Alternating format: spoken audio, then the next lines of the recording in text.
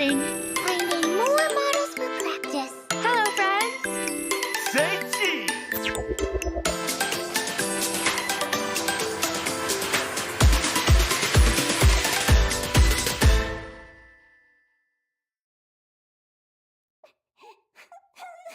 Poor little Melissa. Her mother has become an angel, carefully watching over her from above. But even a guardian angel can't protect her from all the ill intentions in this world. Her half-sister is a big bully. And finally, Melissa decided... Oh! Huh. You must pay for what you've done! Oh, really?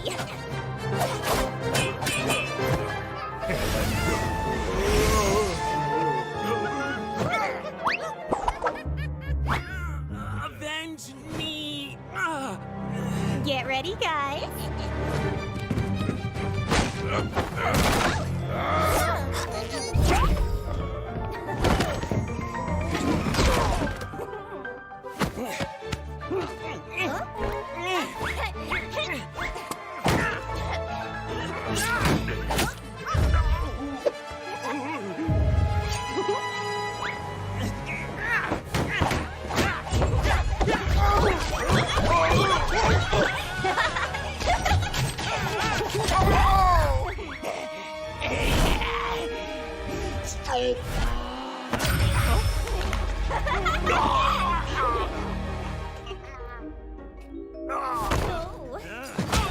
Well, the best is yet to come. Help! It's getting late. Let's end this quick.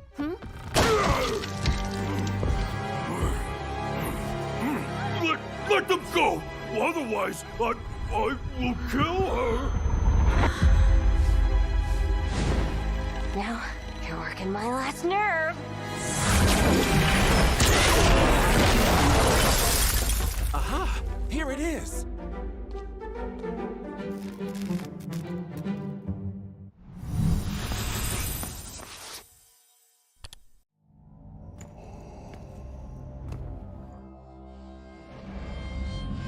You don't know the power of the dark side.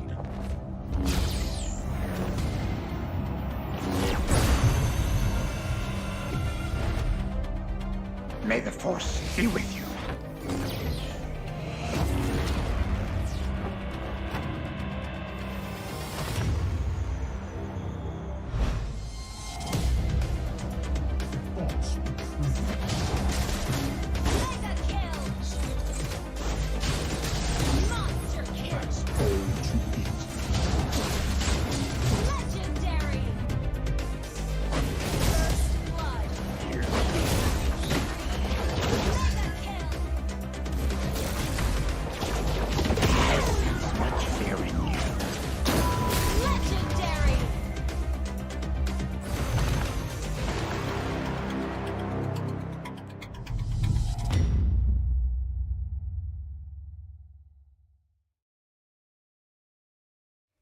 We are believer もっともっと強くなれる子は今その絆を信じて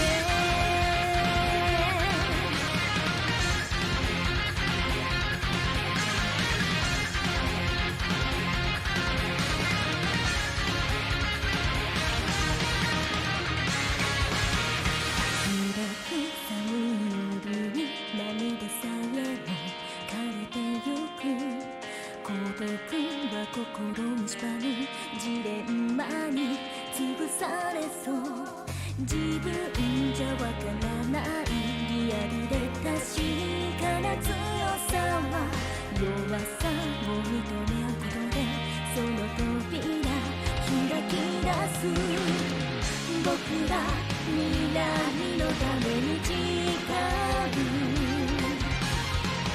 何もしないで生きていたくはない全てこの切ない手で手放って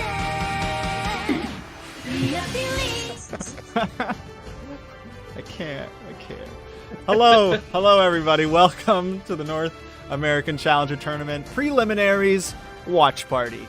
We're going to be just having some fun tonight. It's not going to be anything crazy. I told these two gentlemen joining me that it wasn't going to be too serious. You know, we're here to talk. We're here to hang out. We're here to answer questions in the chat. This is just a casual watch party as we break down the top 16 to the top 8. G, Private, how are you guys doing tonight? Doing good, man. Doing good. It's gonna be exciting, man. We don't have a couch, I don't think, but I think at some point our finances will afford it.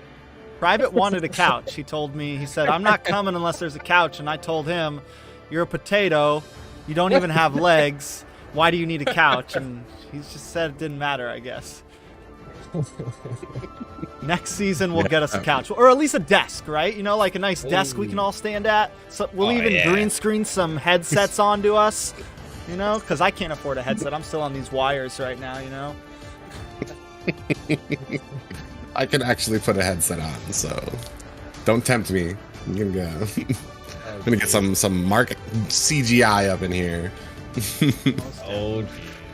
So, up first, just to let everybody know, as we're running down the bracket, we do have a lot of games. If you guys want to check the bracket, feel free to jump into the North American Mobile Legends Discord. The bracket is there. But this first game is going to decide who goes to the top 8, and it's a pretty big game. We got Area 77, who we all know and love, except for Private. He doesn't like them. I don't know why. And then we have... because of that picture of a tater. Yeah, it's a fried... I think dare they? that's a chicken nugget, actually. Oh, okay. Well, then They're good. They're good. So we have Area 77 up against a kind of upcoming team. They do seem strong. They have some hard-hitting players, and that is Sentinel Esports. And I think the major thing we got to look at when we look at this team is Lord Mexican, a.k.a. BTK Zoltra. We saw him play with some teams in Season 1 of the NASL. We all know him. And he is definitely a monster of a tank, especially in the current tank meta. I think that's what I'm most excited to see him play. Yeah, it's going to be a match, I'd say, because Area 77 is coming off some actually really solid a win from Team Sexy. I was gonna say Too Sexy, but whatever. Sexiness took a good win off of them. So this is actually gonna be a decent match. So especially Zoltra on the other side, and that's what I'm expecting tonight. Is probably I want to see how well these really great junglers are kind of like adapting into this meta, because it doesn't really seem there have been some great junglers in this meta, but it's like it's all about the tanks and those side lanes right now. Yeah, I mean, like, I think the tanks are important, but we also saw some, like, at the end of the playoffs, we saw a couple tank composition teams like that get beat. So I don't think it's like taking over. Like, I don't think it's the end all be all. Chivalry is dead. I think it's more of just kind of another add-on, like another layer to the meta right now. You know, like another possible more compositions have been added, you know? Yeah, I've been trying to convince everybody that Grok is 100% a needed ban in ranked, and just everybody's like, dude, you're crazy. Yeah. That's, I mean, you know how it is in Epic, man. They still ban. They still got those Hanzo bans. I jumped on earlier. I haven't played it. I haven't played, like I was telling you guys, when I jumped on earlier, I haven't played in like a month, and I'm still in Epic from the season reset. And people are picking Layla, and all kinds of madness is going on. The Hanzo bans, you know, all the typical madness that happens down in the lower ranks is going on right now. And I played 2 games, and I was like, all right, I'm out. After 2 wins, and he's like, all right, still a G. I'm out of here. Still a G, I got this. Beat up some epics. You know. I'm not gonna let Valentina through. Even with her nerfs, we've been talking about this all the time. She's still like, I don't even know what you need to do to get her out of there, to get her out of like that pick her ban first round just because of how strong her passive is. And I think I was discussing this with somebody before. It's even just her abilities, her dash, and that spell ability she does. The ult is basically just kind of like a gimmick at this point because the rest of it just does so much damage and so much healing for her. It's just like an extra. It's just the cherry on top. There's still plenty to that to everything else. She's a monster. I think what's in her. I think besides Cog that has a dash. Yeah. And You know? and she like I still honestly don't be mad, guys. I haven't even played her yet. Not gonna lie. She has multiple dashes, doesn't she? Like Two. Who's that? Valentina? yeah, she doesn't. It's not just Yeah, like she does. one time. It also puts it reduces the cooldown of her other ability, the spray. So once you get like talisman on her, or no, once you get the book, what is it called? The magic book. Yeah. Is it? It's not talisman. Yeah. You had it right. Yeah, once she gets that, she can spray, dash, spray, dash, spray. So much damage that you can do in just like 2 seconds. Monster. But what I can say is because of the thing, that Masha and that Grok ban becoming so popular now, she is now slipping through the cracks. Like we're seeing her a lot. I've been watching some of the prelim games, and we've been seeing her a lot more often. And because now that she's in, who are not seen as much. Eve. What's that? Eve is slowly kind of like falling away, just because the Valentina is becoming such a popular pick right now. Yeah. That's because like Eve's biggest thing was that like her area control, and then also her S1 when she hits someone, it like makes her speed up. So it's kind of like a dash, but not. I think that's kind of why a lot of people pick her, just because of the speed, the slow, and the control. Yeah, but you've got these other ones like Valentina and Lilia here, just as an example, is that they've just got way more mobility, which is why, like you're saying, Eve is starting to kind of like fall out a bit. And then plus her ult kind of puts her in harm's way now, and especially with it was shocking at first, and now people know what to look for when that real world manipulation comes out. They know what to track out. It's the same story with Jawhead. People like he was such a prominent figure, and what was it? Was it M1, M2? I want to say M2. He was still there, and then just fell off because people knew what to look for when he was coming at them. Most definitely. I think right now what I can say is a lot of things are changing. Like just since the past 2 weeks, there's just with all of the new band, like I just said, the Masha, the Grok, Franco's becoming this much more popular ban also recently. There's definitely been a huge meta change, I think, over the field entirely. Like just it's interesting to see. We see it every few months. Everything kind of gets thrown up into the air, and it's always interesting when tournaments happen around that time because every team is kind of playing crunch time right now of like figuring out what's the new best thing. What can I do that catches my enemy off guard? What can I bring to the table that no one else is right now? Yeah, another good tank right now too is Atlas, which I haven't seen them ban it. So I'm wondering if maybe Area 77 is gonna cop an Atlas. Your team is picking. I'm still iffy about Atlas. I'm still kind of iffy about him. Yeah, my main problem with him is him coming straight at you and having issues with that. Great Atlases, I'm sure, can do well with like those flanks over a wall with like a flicker or something to get that Atlas ult in. But like even then, once you get the ult, you got like a little bit of a hesitation there before you can pull people in a certain direction. And then it's kind of easy for people to get out of it. And I think that's kind of like why I see him as kind of like, I think there's just better picks out there, kind of. Well, the freeze, the fact that they added the freeze on does make him viable again, And I think I've been watching him, catching up on my MPL a little bit, and he has become a more popular pick over there. He still hasn't really caught on here yet. A lot of teams still think there's just better tank options right now. But we'll see. You never know as we close into the end if any of these teams pull anything out of their sleeve. Looking at this game right now, here comes that export jungle that is really really Sad making life its is way when I back give into the the word. meta. I was talking to someone last night about it. They said they've even been seeing it in rank recently. You know, we saw it come out in the playoffs of the NASL, and it's just become more and more popular recently. These are best of 3, right? These are best of 1. Best of 1. Ooh. Best of Oh yeah, one. this is the Whoa. We got 8 Prelim. games to watch right now. This is just the preliminary watch party. We got 8. Like I said, it's chill, guys. It's chill. I swear. It's just gonna be a chill. Pieces that one more time. Gundar head. It's chill. man. right, boss. Freaking chill, guys. Everybody calm down. Oh man. got some pro MCL winners over here. Uh-oh. Oh man, they're into. Yeah, it's interesting because it Welcome. means that they got at least some little synergy going on with their team, which I'll be happy to see 5 here. seconds till the enemy reaches the I love this battlefield. Esmeralda Smash thing. them. I like. I'm not gonna lie. I like the superhero All one better. troops deployed. I don't know. This man. one's nice. You know. brings out my inner I weed. kind of like. I like the Western one, honestly. Ew. I. Ew. Is that you? Ew. Private.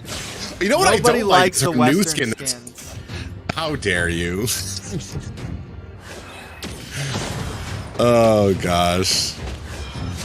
So I'm, you know. Still waiting. Oh, but wait a second. One thing that I am seeing right now from Sentinels, Profi, is sitting on this Khalid in the XP lane. If you guys don't know, used to be quite the Khalid main myself. And it's such a rare sight to see, honestly. You don't really see that pick very often. Sustainability and like the buff on the tank items and stuff. I don't know. Maybe he might be coming back too. Just not a lot of people wanting to take that chance yet. Well, I think like there's some of the keys right now for winning. We didn't really see it too much in the NASL. Is just a lot of teams like to try to get that aggression in early. And Khalid, while he's got that good damage output, I think he just really shines in that sustain. And like I feel like you kind of want to push your lane and then get in to try to help the mix to rotate quickly. And I'm not sure if Khalid can do that against the Esmeralda, or because it looks like he's billing her now.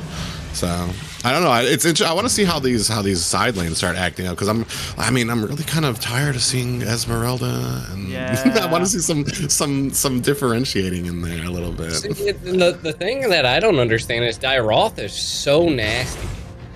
Like I was playing him the last couple of games, and just his control and speed is just phenomenal.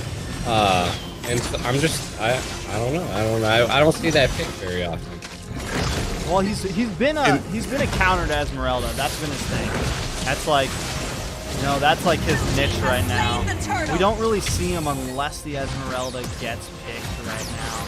But and I'm actually surprised he didn't get picked up. They decided to go for the Khalid instead, who doesn't seem to be doing bad in the early game. It's once you get Oh my god! That was so pretty too. That was so pretty. If he got away, like- man, I was about to like give him a slow clap, you know? He didn't get the kill. It was pretty, but Pretty don't win games.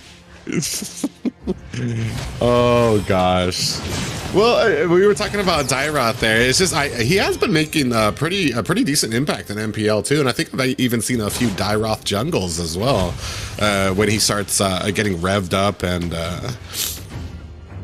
just the damage output he has, especially if the player behind it is patient and able to like bait out those dashes and stuff, and you don't actually have anything to get away, especially early game on tanks. He just crushes them with his enhanced attacks. So, and I honestly, he's one of those heroes I don't like. I need to play, because like when I get crushed, oh god, when I get crushed by him, like I still don't know. I'm like, what happened here? I just thought I was there. He threw some damage at me, and that's what's starting to come in now with MPL. I think the unknown factor is also kind of helping him too, and it's starting to help here too with NNA when he does get those counter picks. And I have seen a few jungle Dyroths here as well, scattered. I'm a little sprinkled. honestly, I'm kind of like Area 77 right now. For those that don't know, watching Area 77 is on the blue side. I'm worried about that Dairoth on Sentinel's side right now, and it's just such a nice late game, and like not a lot of teams have been like it's another scattered hero. I think it's an amazing pick, and I think more teams should be using it. And I just think that's such. Dairoth? Yeah, no, Aulus. I just feel like Aulus, Blue team hero has been slain. Yeah, I feel like it's just, I just, Oh my god, what an insane slide flicker Has been slain. by Lord Mexican. Is Area 77 gonna get knocked out here? I mean, they're almost 1,000 gold behind. They're struggling. I mean, Let's see who's Sentinels definitely seems like an upcoming team. When I was watching some of their prelim games, they seem strong in all of their games. I kind of, you know, I always like seeing a new team come up, and if they do win this, I really hope we get to see them keep competing. Look, Galleys with a nice Tyrant Grave. Red team hero has been I don't know what slain. Lolito is doing there, just trying to go against an X-Borg solo. Someone was asking about the X-Borg jungle, and it's, you know, we talked about it the other day when we were in the playoffs. I think it's in theory it works well against the tanky compositions. Do I think they should have picked it here against this composition? I don't know. I think it's like, has been destroyed. I think it's clutch for when the enemy goes Basha jungle or something like that, you know, to be able to kite and create that distance. But like, I don't know if it's gonna have the same effect on Aulus and Khalid. What the guy's name that's playing it? But, oh my god, the two first sets are just nasty. They're just shutting down Zia right now. That is just having a bad time there. But it looks like each team is just being very passive, you know? Beatrix has finally caught a kill. Esmeralda's got a kill. Yato's got a kill. Yeah, Beatrix actually just swung ahead of Brody in gold lead. And I was actually getting worried about that because once Brody starts getting set in, he's gonna start like just demolishing people. But it looks like she went ahead and caught up already, so she's gonna start coming online during these fights. Same with Paul, Beatrix like, as well. he's level 9, a couple more levels, he's gonna be hitting hard. You know, I got a feeling that a lot of tonight's games are going to be a bit more passive, especially because it's best of one. You know, we're not, teams have to be careful. Like this team, Area 77 and Sentinels, both good teams. They know they're not going up against someone it's a guaranteed win. So they don't want to play too crazy. And you can tell both teams, you know, they made sure they brought endgame insurance. They made sure they did things like that. So they're ready to go the long haul here. Yeah, and unfortunately, there's not really that pre-match, that first match where you can be like, kind of gauge your opponent, see what they're about, or test something. This is it. Like, there's just one match here, and if you lose this, you're kind of out. One of the sad things, next NACT, I'll hope to try to make it so the top 16 are at least best of 3. The thing about that is if we do that, then we're stretching out the event at least like to 2 weeks, you know? It's going to be more than just one weekend. Because just doing the top 16 bracket alone is going to take a day or two. Then you have the top 8, which takes a day or two, and then the finals, which takes a day. So it's a much longer process. One thing is Beatrix Sniper come back. I've actually seen her in quite a few games, and it's just like nasty. Oh, I absolutely love using the Beatrix Sniper. It's something so satisfying about landing, especially that ult on a low hero. But the only thing is if they can close the distance on you quick, depending on what your other weapon is, you might be in trouble. Or if you had just switched over to that sniper and then they close the distance on you and you're kind of just stuck with that sniper, like that. Yeah.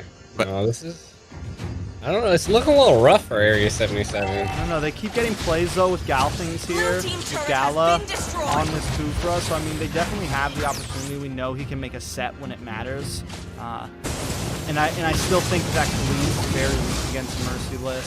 So there's a lot of opportunities still for Area 77. They are up in gold right now, even though they're like losing towers here and there, which really they've only lost one.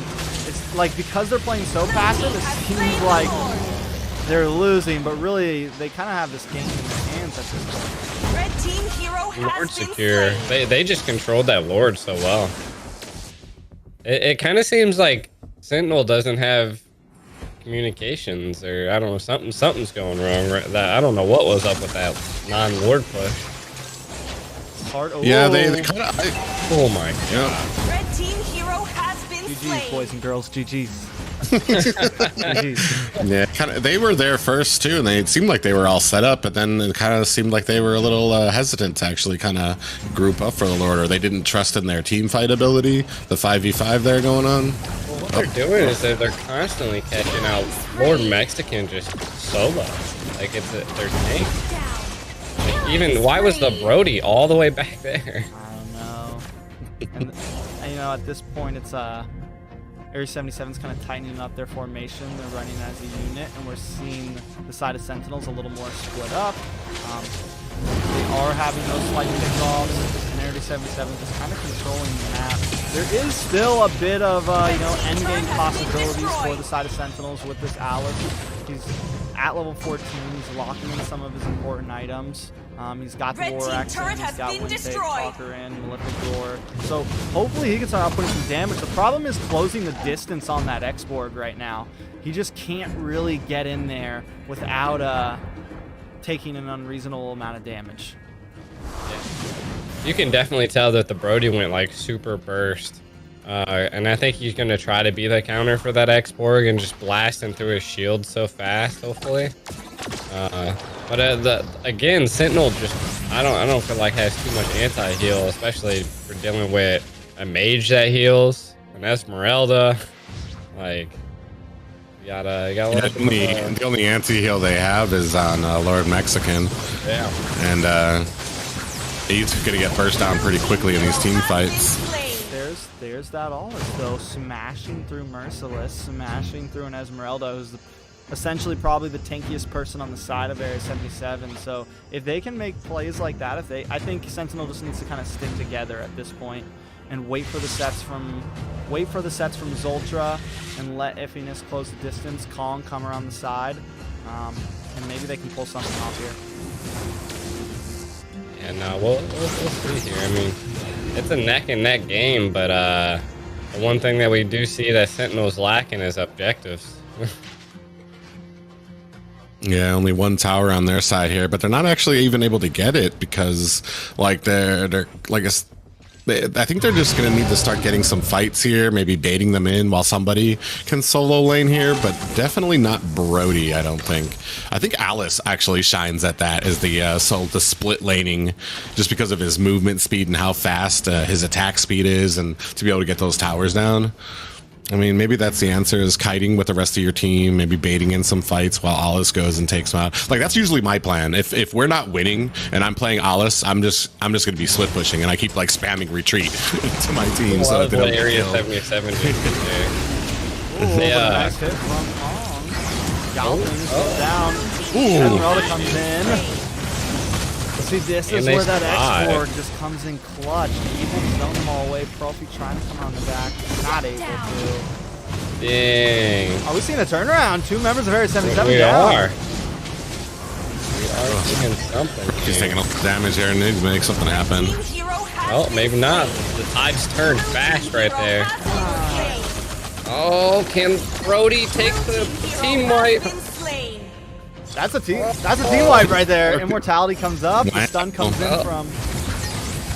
Oh, yeah, it is. Yeah. Oh. Hero has The been Numenon blast just to Some- make sure. It's just when we were talking about, like, the synergy possibly being off, that was just some nice little rotations of abilities wrapped into stuns, and then Clark T's able to finish off with those bombs of Lilia.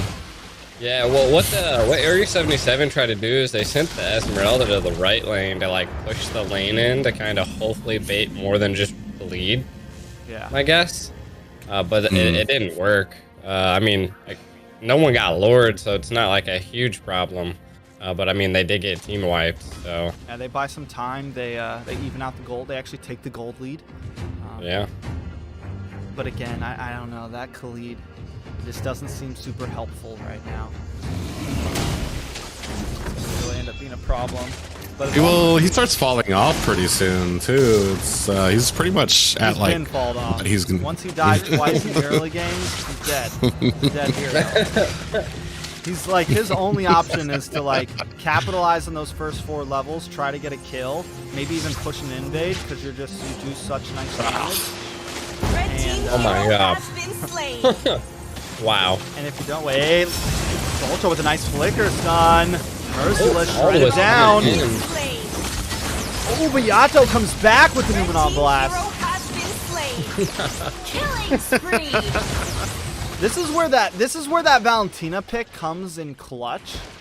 Like that's where, like, yes, the ultimate steal isn't completely needed, but it's such a nice added effect for these team fights. Red team hero has Jesus, been so slain. much damage. And the thing is too, while they're bursting down Esmeralda, you still have Xborg over there, pretty much like just putting on all those stacks so that he can get that true damage on him. So then once Esmeralda goes down, Area 77 is actually able to put on a decent amount of damage onto the Sentinels. But they're I don't know, it seems pretty even right now. Waiting for some of them to actually transfer some of these team fights into an actual objective, because like right now they're kind of at a standstill after all these fights. They just lick their wounds and come back and meet back in the middle of the map. Well, Brody's just smacking. He's absolutely hitting like a monster. I mean, he's almost got 12k gold, which is a little bit more than Beatrix. Beatrix did just buy golden staff though. So interesting. You know, that's one of the items that actually got a real change, and you don't see used very often. But I think actually an item that people need to start using more often. Oh, Human Blast Whiff. All right, private, give us a play-by-play. Well, it looks like Area 77 goes in there. Valentina goes in, gets a kill on Brody. Brody's down, and it looks like Area 77 is going to go ahead and try to capture up on this Lord. I don't know if Sentinels is actually going to be able to answer anything here with a player down. And they really haven't really been doing too well in these team fights if they don't get the jump on them. So the Luminal Blast came in, but it was at an awkward angle, and most of Area 77 was able to get away very quickly. And I think that kind of cost them, because once that came out, it looked like Area 77 pounced, and Brody was the first to go down, seeing as he's been the one that's just been punishing them so far in the game. And I mean, you can definitely, I mean, both sides don't have too much CC, but oh my god, dude. Taking out They're targeting Itne. Iffiness so well. They're targeting that jungler all this so well right now. Just making sure that he doesn't have time to, because they know that's a problem. And Gal things, that's just, who knows. Anytime I'm going to use my ultimate, I'm going to make sure it connects onto you. Yeah, well, it's just, and then he has no real defense, the Alas himself. His whole role is just be in the front, do a bunch of damage, and his biggest weakness is CC and not being able to get that health recovery. And Part of the coordination of the Area 77 when a tank goes in and does something, like they just all pounce. There's no coming out of might this. be Area it. 77 is going to take this game. That's it. GG's. Oh, yeah. Area 77 Yeah. moves on to the top 8. GG's, boys. Victory! I'm Welcome happy. to the big league. I'm happy they move on to the top 8. Like I'm happy for that, but also like I wouldn't have been upset if Sentinels won that game. Not gonna lie. Hopefully Yato's not listening to me right now. Hopefully Pogi's not listening, but I would not have been upset if Sentinels took that game. Again, I think it all came down to that Khalid pick. You know, I think it a was Dyroth really- would have definitely been a better. It was definitely a yeah, the Dyroth would. I don't know. Maybe he's not comfortable in the Dyroth. maybe he's not comfortable with something else. Because right now, like, the Dairoth is really it's the perfect answer for the Esmeralda. Like, it just really is. It does so well against it, so hopefully... Well, it also depends on how you're landing your CC with that Luminal Blast, and then Khalid's alt, his alt name eludes me at the moment, but like if you're lining those up correctly, you have Lilia damage, you have I guess that's the point when you could send Alice in, but like there just comes a certain point with Alice that if he's not ahead and if he's not racing, if you're kind of behind on him, there's not really much you can do because he's a frontliner. He doesn't have a lot of defense. He doesn't actually even have like sustaining abilities except for hitting the other person, and if you stun him, there's really not much he can do at that point. And you saw them like kind of like jumping on him, making very short work of him, and then just kind of diving on the rest of the team. Someone asked, Team Sexy will be up against Before You. They're another newer team. We have a few new teams tonight. We got Before You, New King Limitless, Team First Blood, who they've been applying for the NASL. They didn't make it last time, but they've definitely been grinding. I know a few teams that scrim against them, so I'm excited for their game. That's up next, up against Fnatic, which is Guapo and a few of the old Valley members.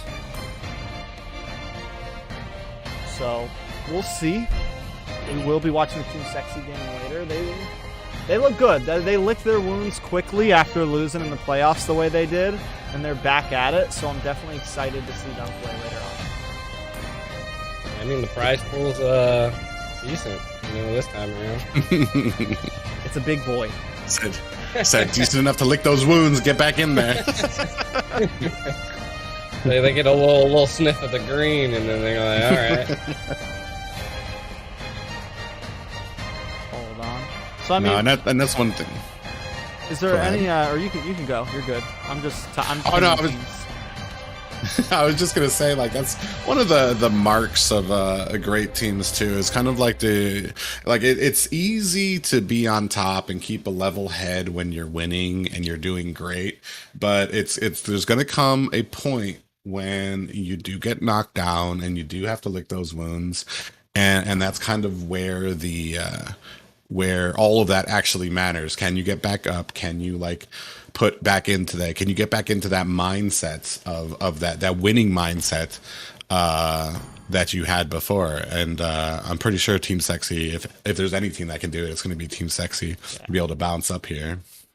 Yeah, someone said troll team for Sexy, and I don't. You know what? I don't think they are. I think that was one of the downfalls of them, honestly, in the NASL, is they spent so much of the season kind of like messing around with teams that when it came down to get serious, other teams caught them off guard.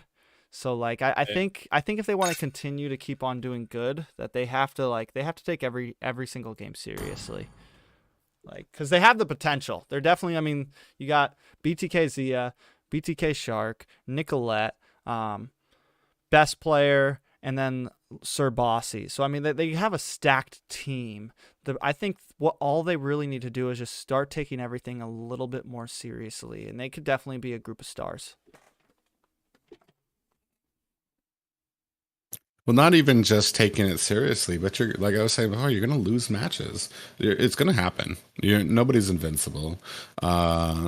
Even the full squad BTK with God, Zane, and everything lost a few matches, and it came down to like just bouncing back off it, shrugging it off, and moving forward.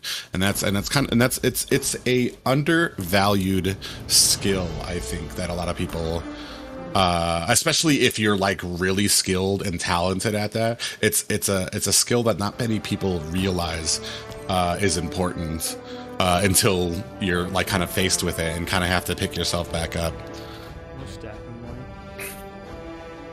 So with all the teams, so with you guys, any favorites right now? So you guys have been casting for the NASL.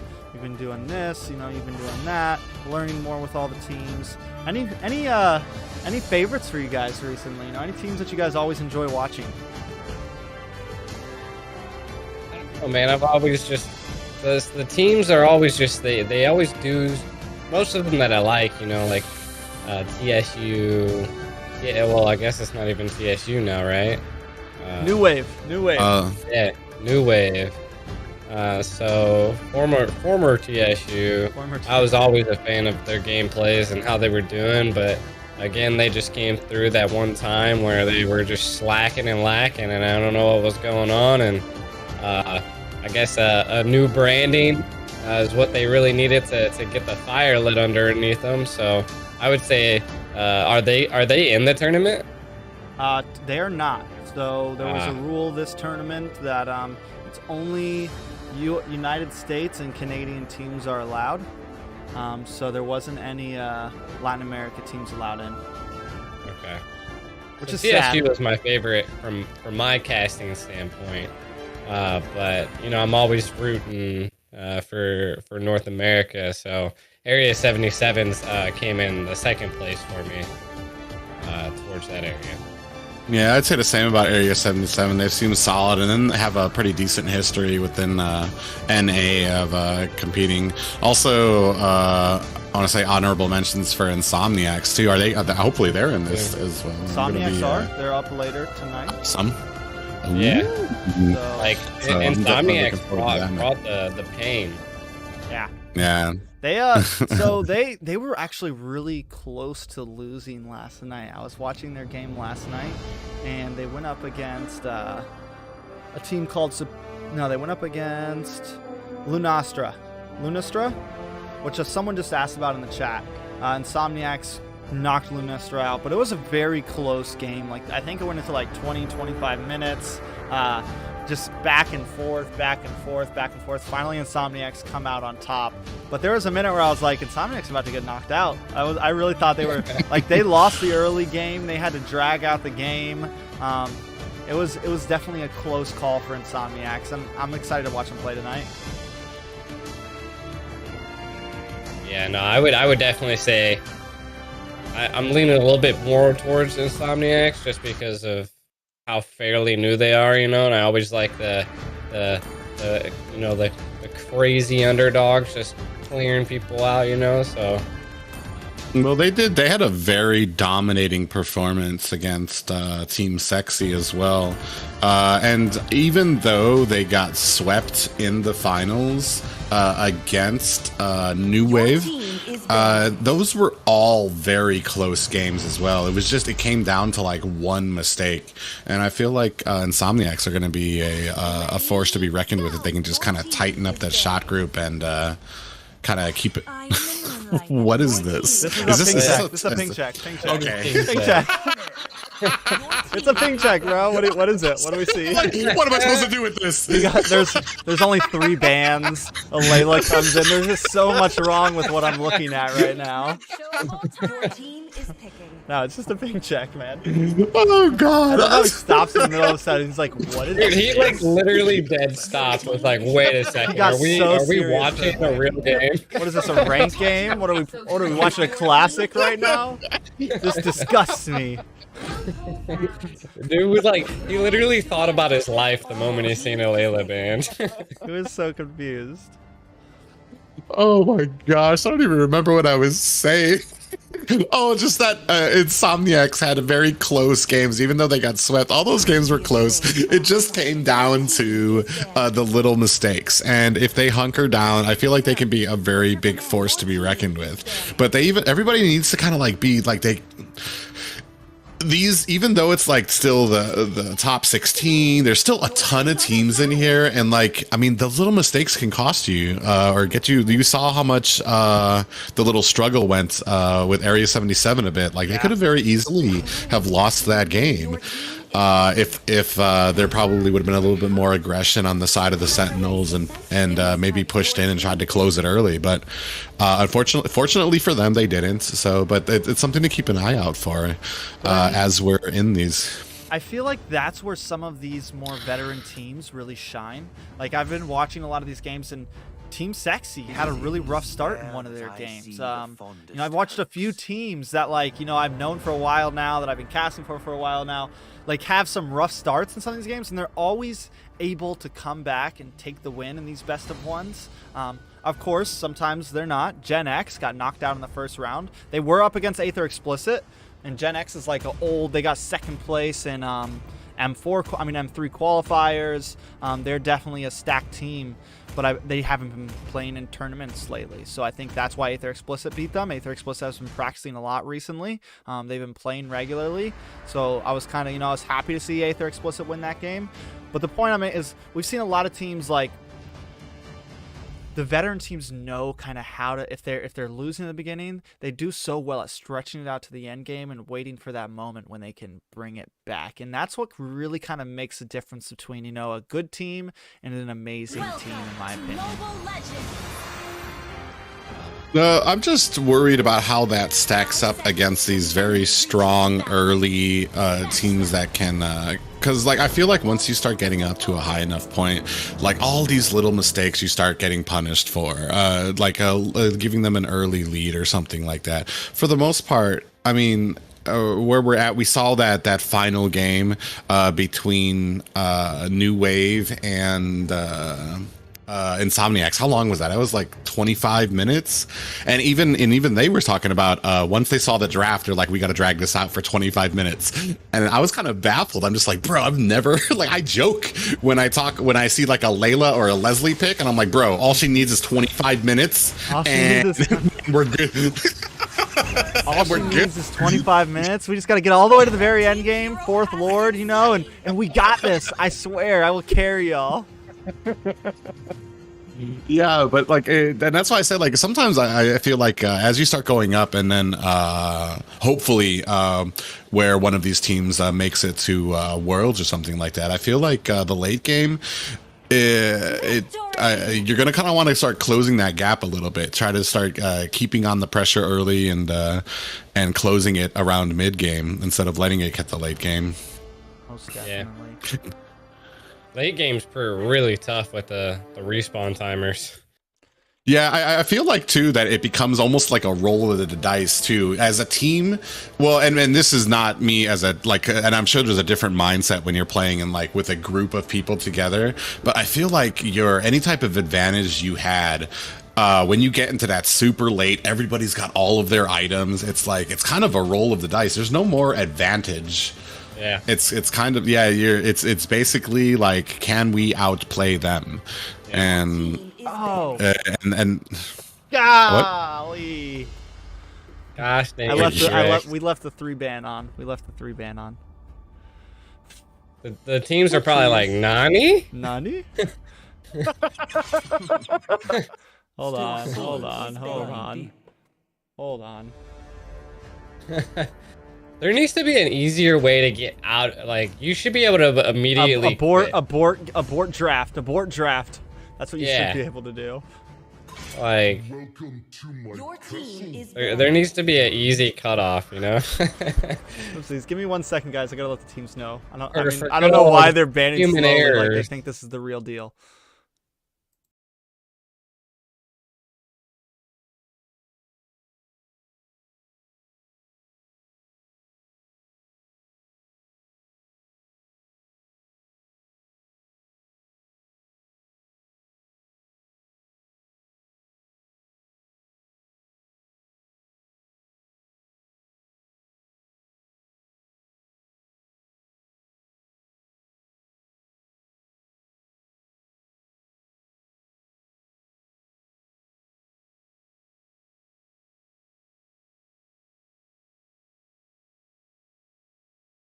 Old Your Troll team Rex. is picking. You know me, guys. Hey, man, it happens. Shaking out all the bugs.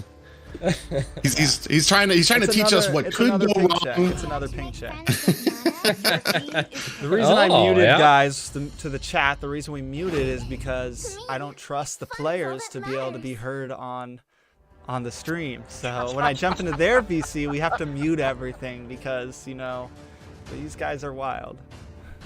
Where there is light. You're just gonna go in here, just a whole bunch of cussing, and just oh my god. They're insulting T-Rex.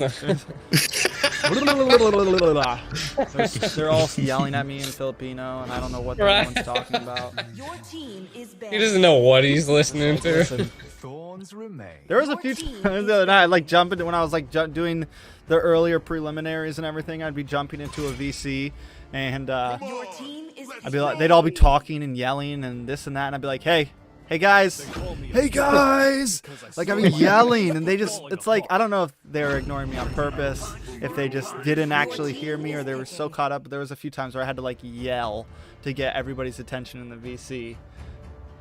We're on a ping check, guys. We're on a ping check. The video will be up shortly.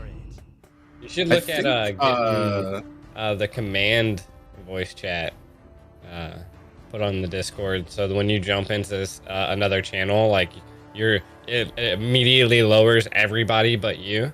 So then when you talk, Jesus. you're really loud. Yeah, and then I come in yelling. Yeah. I am God. Bow down. He just comes in. Ping check. Yeah, totally. That's the plan. That's the plan. Lovely, lovely. Where's Emily at? Or Exia? Oops. Oops. Is she gonna join our Christ, VC oh, tonight? man. She's probably sleeping. She was up to like she's probably- up she- all night last night. And Yeah. I woke up for work, and she was still streaming Valorant. Yeah, same here. I saw that. I was just like, Jesus. Pulling on the Kaio, bro. I tell you. To everybody wondering, we music. may have a few guests tonight. A few people stopping by here and there to say hello. You guys hear Zane? Zane got to the Philippines today or yesterday. Ain't it a gimmick? Yeah, I saw a picture of them. Yeah. That's good though, man. It's good. He's like Gemix giving him a spot where he can rest his head, have good internet, all that good stuff. For a guaranteed- price. For there's no like guarantee that they're actually going to be like collaborating on anything big over there. I'm sure they might play together here and there, but they Yeah. are. I think that's really good for Zane, because it's They're in that giant like gaming entertainment center complex there. Yeah, I don't from know. what I've noticed. I don't know. Is that's where Lodia, like Blacklist, like a lot of the like huge like multi-million follow influencers are. That's cool. It's a good I've spot to be. seen him post a lot of videos and stuff of like the get-togethers, and it was pretty awesome. That's good. That's Yeah. the perfect spot. If you're gonna go over there and you're gonna do it, then make sure you go to the right place and not some random. Zane lands in like the middle of some other city, has no clue what's going It's on. like some random one alley. Hey man, you a gamer? You a I'm looking gamer? for that Wi-Fi, man. I'm trying to get some Wi-Fi. Where can I find some good Wi-Fi? I need that fiber. I need that fiber optic, man. Your team is banning. He opens his coat, pulls out some routers and shit. I got these Blackhawk I got routers. 3G, I got 4G, I got 5G, I got 12G. They ain't even come out with this yet. Jesus. I've been, so I don't have fiber optic where I'm at. Sad truth. We're still waiting for it to get to my area. And I'm like, tough. I remember listening to Jevnik. I'm like, this man's got fiber over the Philippines, and I can't even get it where I live at. I was like, I was so sad. I'm still waiting on it. The sad. I got fiber here. Best thing in my life. Yeah. Wow. Literally, I it's don't know. changed my life. Brought to you by Fiber Optic Verizon. Great intro to the sponsorship. It's definitely well worth it. All What right. do we got here, though? Let's We got take- one team banning tanks and one team banning assassins. Sir, what's your command? I mean, I think so. Right now, Guapo's definitely being targeted. Like he's definitely being targeted. We're looking at Guapo, who was on the Valley, goes to Yuzi, who's going to be a gold laner, who was also on the Valley. So the Valley essentially split up after the end of NASL. If you guys I don't know if you guys geez. remember it all. I know Private remembers that there was already some issues. Basic didn't show up to one of his games. A few things happened. So this is pretty much like half of the team, and then the other half of the team is in the Valley. That's crazy. The NACT's upset a lot of teams. Yeah. Really brought the teams together. Really brought these. Hey man, I don't know. That's I think that's to talk about North American Mobile Legends. Like that's definitely one of the hardest things I think for teams. It's like because there's no organization sponsoring these teams, there are no contracts. Like there's nothing really holding you there. So when two players get into an argument after a match and they start talking trash to each other, there's nothing forcing them to come back. And and no matter where you are, like teams, like players on any sport, whether it's esports, whether it's real sports, you're gonna get into arguments with your teammates sometimes. And the problem here is that a lot of these players, like I said, there's nothing holding them there. Yeah. Well, it's kind of a double-edged sword on that. It's a circular there too, because if you got teams that are constantly changing members, constantly having maybe some of these issues, it kind of backs away people from wanting to like take hold of that or sponsor that, because it doesn't feel like it's something secure or something. I don't know how to say it, but like I mean, you're hitting I think it even Yeah, there's no security. Yeah, you're definitely hitting it. I think even next New Wave. Oh my gosh. One day I'll get this down. I think even New Wave kind of commented on it a bit too. Is like they were speaking about like their strengths and stuff. Is they stay together. They've been like kind of like through their issues, kind of just building that synergy. And that's synergy. You can have all the great players in the world on your team, but if you don't have that synergy, it does matter. It does count for something there too, to be able to like to have the experience with your team.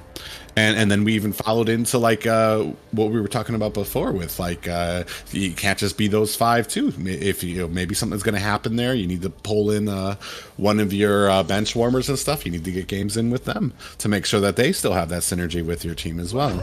Or you're just going to have that team that has that odd man out, and you can't really hold them accountable if you haven't let them play with you for a while. You know what I mean? Yeah. Tough times. I think that's honestly, I really believe it's one of the reasons why BTK did so good in the Worlds, is just because they had been playing together for so long, a lot longer than even some of, a lot of those pro teams. Players are drafted in, players are, you get new contracts that get signed, players draft over to other teams, things like that. I don't think it's very often that you see a team over there that has 5 members that have been playing together for 2+ years, 2 or 3 years. Well, there's normally always somebody that switches around. And that's why I think BTK did, like, they came in, they've been playing together for a long time, and they just had that synergy. They had that connection that a lot of other pro teams don't have. I was a firm believer when they first came in that was when they first at the beginning of M3 of like what one of their biggest strengths was, because I'm going to tell you, before M3 started, I thought there might be a problem. Like, how are you as a team going to compete against like the real deal of coaches and stuff like that, like not just good players but people behind them being like, no, not that, this and you definitely don't want to go this, and I really feel like that synergy between them was able to combat that, not just the synergy but their belief in one player and being one unit. Like, it just, their entire thing revolved around like feeding Zane, making sure that he gets fed, trusting that he'll be able to do this or do that. And I feel like that lacks a little bit with some of the other NA teams. Do they have that kind of cohesion where they trust the jungler or they trust another player on there, where everybody, no matter what the call is, everybody just boom, immediately goes for it? And I've said it before, like, I feel like a team, a little bit of engagement here coming on here. That freaking Masha, dude. In the jungle. I mean, this tank Masha is making a comeback. He's gonna get like, look at her. I thought he was gonna really try to get the kill there. Not only that, but we're seeing the jungle X-Borg once again. And this time I think it works really. I think it does well against Karina. It's a nice counter to Karina. It's hard for her to close that distance against that skill damage. He doesn't ever really use basic attacks, so it's just a nice fit when you're up against the jungle Karina. So right now, honestly, looking at like the draft and stuff, Team First Blood seems to have a nice handle. And that's one of the things that I want to say, like in the recent patches, like they really focused hard on crit and then basic attacks. Like they didn't really focus on skill damage. Yeah. So I think X-Borg will be making a comeback. We have seen pretty much, I mean, so far in the last 2 games, every jungle has actually started using the jungle imp. Yeah. I mean, that's been a thing that's been coming, has been brought to popularity over the past few months. And it's just, I think because gold lanes are now so important as your carries, and even you have mages like Sicilian coming in who can really secure end games, and then your gold lane can really secure end game damage. So jungler is kind of falling back into a role of just, hold on a second. Coming in here with the Black Dragon, and looks like Luffy actually might be in trouble. Popped up and put into a little bit of a coma there. He'll be back in a few seconds, but and this is Brotherhood, I believe. Blue is Brotherhood, right? Blue is Team First Blood. First Blood. Oh, First Blood. Dang it. So they are just to get wiped out, 3 men. The Valley takes the advantage, 3-0, taking a gold lead. It's definitely, we'll see. This is what we've seen too in like a higher tier programs. It's like, they lost 3 people just to secure 1 turtle. I mean, that's 600 gold right there. So they really only got like, and I mean, if someone was on a killing spree, that's even more gold, but it doesn't look like it. So, I mean, the gold difference wasn't too much, you know? Like they're kind of losing because bottom lane's being pushed by Popo so hard, and so is top lane. So, like, even though you did get the turtle, it's still not. That's what we've been seeing in the as we've gotten to the playoffs too. Is there's just a lot of teams who are just like, man, screw the turtle. If we're not ready, we're not ready. We're going to go ahead and push out these side lanes a little bit. And then there's been points where they just start outright ignoring it now, just because it just doesn't seem worth it. Yeah.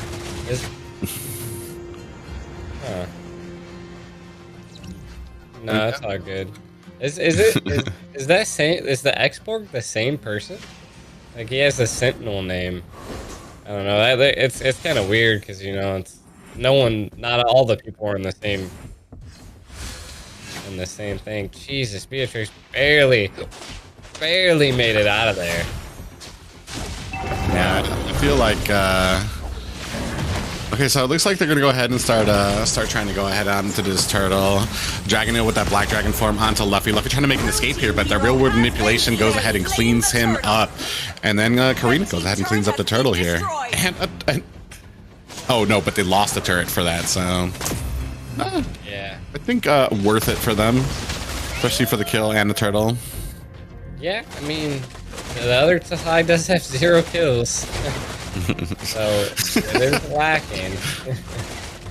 There's lacking slightly. I mean, I think it might come to more mid game when you start seeing the Sicilian starting to get his stacks, the Masha starting to hit a little bit harder, the Popo starting to lock people down. But I mean, they have Yves, Karina, and Beatrix, which are severe heavy hitters. Yeah, I've always thought of Masha as kind of like the early to mid game. I'm not sure what kind of an effect she has toward the late game. And I kind of wish that they were a little bit more aggressive with her. I feel like she's not actually doing what she's supposed to, which is like just invading their jungle, harassing. Not that it's on her or on Hum here, but like it feels like that Uzi and them have just a better plan. Real world manipulation comes out here. Looks like Shen actually might be in trouble. Gets out of there safely. Uzi taken down. And Luffy goes down shortly after. Man, this Yves is just, there's nothing that they have really that can get to the Yves as this real world manipulation comes out. Honestly, and that's going to be a real problem. the Popo would be about the only one that could send the dog in and get him, but the Popo is just gonna have to be attentive, you know. Yeah, I was trying to think of what you could do here. Even when Sicilian gets ramped up, he's not going to really be able to do much unless he's allowed to just sit there and put some damage onto Eve. Yeah, I think this Eve is going to be a huge problem, even especially as we get more into the late game. I don't even know what you do. Oh, I don't know what you do there. It's zoning out the Sicilian, so I mean it's a really good pick to stop him. I mean, they're starving him, not letting him get lanes. He's not able to engage and get stacks off the heroes. You know, so we'll see. Ooh, the snipe whiff by Beatrix here. So, man, I mean, the gold's definitely leaning towards Guapo's side over there, but man, this Eve is just absolutely destroying this system. Yeah, it looked like Hum was gonna go had a moment where they was gonna go for the Yi, but it was getting slowed down so much. I'm like, no, I can't. I'm gonna get out of here. Yeah, it's this is gonna come down, and then they picked up the Yuzong too, which is probably one of the better counters for Eve. So I mean, unless there's we like are seeing a tank Karina. I don't. Who was the last? I think Team Sexy, or I forgot who used it last. But Tank Karina got it. Actually, I think it was the scaling with the defensive items that got nerfed on her, because whoever the big decision makers are at Moontoon just didn't want to see that Tank Karina anymore, or that's not how they wanted it played. I don't know what their decisions are for that, but they decided to try to nerf it. So I mean, I feel like when you're playing Tank Karina, you're kind of putting yourself at a disadvantage on that character. Yeah, I mean, they're just absolutely pushing that bottom tower. They should just keep going. Yeah, just keep going, man. The hold out there. Raph gets a double kill. Yeah, but top they weren't even able to make anything happen. They were kind of pushing onto that Yuzong, but he's so tanky at this point. There's not really much that they could do. And it looks like Guapo actually might be in trouble here. He's going to get the full arena. It's in their base down here. He's going down. Red team hero has been slain. She was in there. Yeah, there's not really. I live here, boys. Yeah, there's really not much that they've been able to do here. Sadly, it's again. I mean, First Blood is just having at it. They can't really get that advantage up here. I mean, maybe if you can kind of like try to get there, stop the Yi from zoning out, but she's doing a good job of kiting herself and then putting herself behind this front line of the Yuzong and the Rafaela. Like damage going on to Dragon Eel, and he's able to actually escape there. And that Lord actually went over to First Blood, so maybe a little bit of breathing room for them right now, so that they can regroup and figure out what their next plan of attack here is, which is going to need to start with taking down Neve. I mean, she's 5-0. Blue team turret has been destroyed. She's definitely nasty right now. Yeah, and then just picked up that Genius Wand, so she's going to be putting some mighty godlike damage onto them. I feel like there's, I feel like they have plenty of answers for the Eve. They're just not really, I don't know if she's just out positioning them. Like, they have the second skill sincerely on. They have the stun from Blue. It doesn't stop her. Tried. Sicilian's second skill. Nope. I've tried it before. I thought I was being smart and picked Sicilian in the Eve a game, I want to say a couple months ago, and his claw does not stop her. The Sanguine's claw, I believe it's called, it doesn't stop her ult. She just kind of laughs at you. Good to know. I'll never pick Sicilian against the Eve. Yeah. I will say that side of Team First Blood doesn't have very much anti-heal against a Raph.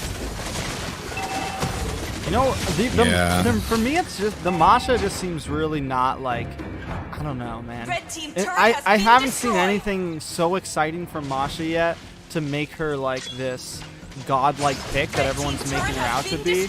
Maybe it's just because I haven't been lucky enough to see the games yet happen. But so far, like most of the teams that have been picking her, she just seems kind of lackluster.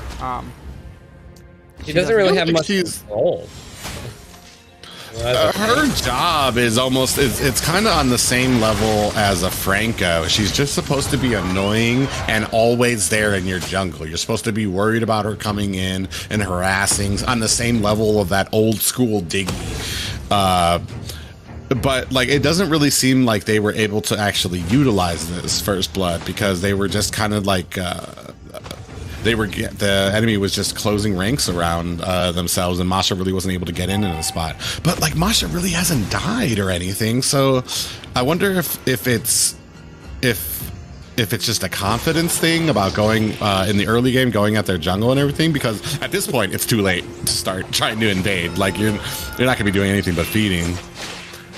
I don't know. Maybe it just comes down to how you use it, or maybe the nerf is enough and people have learned what to do against her now. Well, I mean, I think the nerf is severely, it's hit her, but not hit her so much that people are still trying to try her out, you know? I think it's coming down to that she might need to rely on speed boots or rapid boots instead of like any type of defense boots. Like, she needs to be fast. She has to be like Franco style, you know? Yeah. Like, just like you were saying. A very easy pickup to go ahead and get that Lord, and a little bit of an engagement maybe happening here. Don't see. Yeah, it looks like Eve is starting to set up, trying to get that. Yep, there it goes. Real world manipulation comes out. Luffy first one to go down. Afrin. Luffy actually has that immortality, and is able to get away. Luffy here holding the line, and all his little babies die. And it looks like Brotherhood actually able to get away. Oh my god, all his little babies died.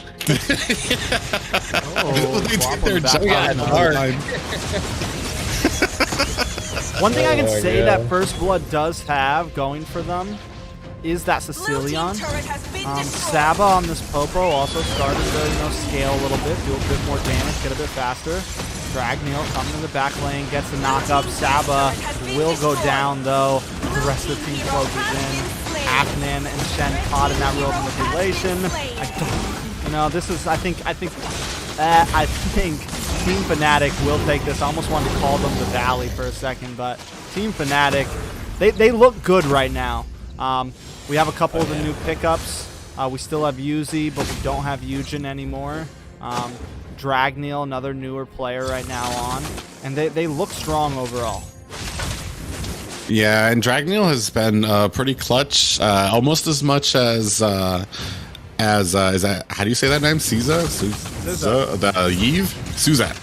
Has been like, he's just been just as effective as the Yve out here, coming in and isolating those targets that he needs, knowing exactly who he needs to go for, getting that petrify onto them, pop up, and then pretty much shutting them down. So I mean, it's just that the entire team has just been doing a very good job, knows what they need, what their win conditions are, and are just pretty much pushing it pretty effectively here. I think the Yive's just controlling the battle. Like, she's still 5-0. Someone needs to catch her. I think she just has such a presence over the map, and every time she sets up that real manipulation, it's either you get away or you take some shots, and especially when you're behind like this, when you're at this much of a gold deficit, you can't try to play her to the kill, you can't try to engage her and see if you can kill her before she kills you, because you're just too behind right now. There's just nothing you can do. I mean, at this, maybe Sicilian gets enough stacks to where he can start two-shotting her, one-shotting her whenever she pops it up, but that means he's got to work on his positioning. Shen needs to be able to play around this map a little bit better in these team fights. The CC went with Dominance Ice instead of Necklace. I've actually been seeing that a lot, and I'm not It's not so uncommon. Maybe I don't understand why or how. Like I would have gone necklace. I don't understand. There's obviously something because it's not just here. I see it a lot. Like, well, you got to the think point about where it. So a lot of people put Dominance Ice as a better anti-lifesteal item, and just like percentage of what it takes away, right? The next thing is he also gets the defensive bonus. He doesn't really need damage because it's a Sicilian. He's going to get damage through his stacks into the end game. So it's better for him to build a bit tankier in his last items. And also, the only person he's really worried about for lifesteal is the dragon, is the Yuzong. And I don't think he really wants to focus his shots on Yuzong. So, like, his shots need to be aimed towards Yuzi. His shots need to be aimed towards SZA. Meaning, like, if he picks up the necklace, he's never really going to take anything away from Dragneel on that Yuzong. But if Dragneel decides to attack him, then at least he stops some of that lifesteal from coming in. You know? Yeah, I mean, you're seeing that here, I mean, he's definitely a little bit on the thicker side of things. Good. A good sets. Real world popped off. Almost able to, but it's just not enough. Real world manipulation. Too much shield. Can they take this Lord out? Usually comes in for the finish. That was an interesting battle. I'm definitely. I was hoping that First Blood would come out with like a epic reverse sweep in the end. Gets the reverse sweep, but just not enough time. I mean, how long did the game last? 17 minutes. Honestly, their win condition was not at the end of the game. With that type of comp, I assumed that they were going to be way more aggressive than they were, just because they had nothing to counter to Eve, and Eve wasn't picked last or anything like that. That was like one of the first pickups, and they just didn't answer it. And I kind of thought that they had like this plan in the back of their mind to like be super aggressive, not even let the Eve like take off. But I mean, eventually they. Was that a Farmville I saw there? No, I'm just I don't know. I tried to log into the same account on my phone instead of on my other device because I gotta have another game running, and I forgot that I was playing on my main account earlier on my phone. That's why we had that quick reconnecting issue for a second because the game was like, "Oh, you're trying to log in on 2 devices." I see. Someone like DDoSed you or something. There's like, I got you, T-Rex. Oh man, how fun would that be? So we are going to see Fnatic go into the top 8, and you know who they're going to be up against? Who? Area 77. That's going to be this Friday at 6:30. So game 1. That should be a good game. Especially if wait, did they face each other? Not as the Fanatics, but the Valley. Did they face Area 77 in the playoffs? Not in the playoffs, no. Okay. Not in the playoffs. So they just missed each other. They were on opposite sides of the bracket in the playoffs for the NASL. Probably purposely put there. Probably. I already planned all of the.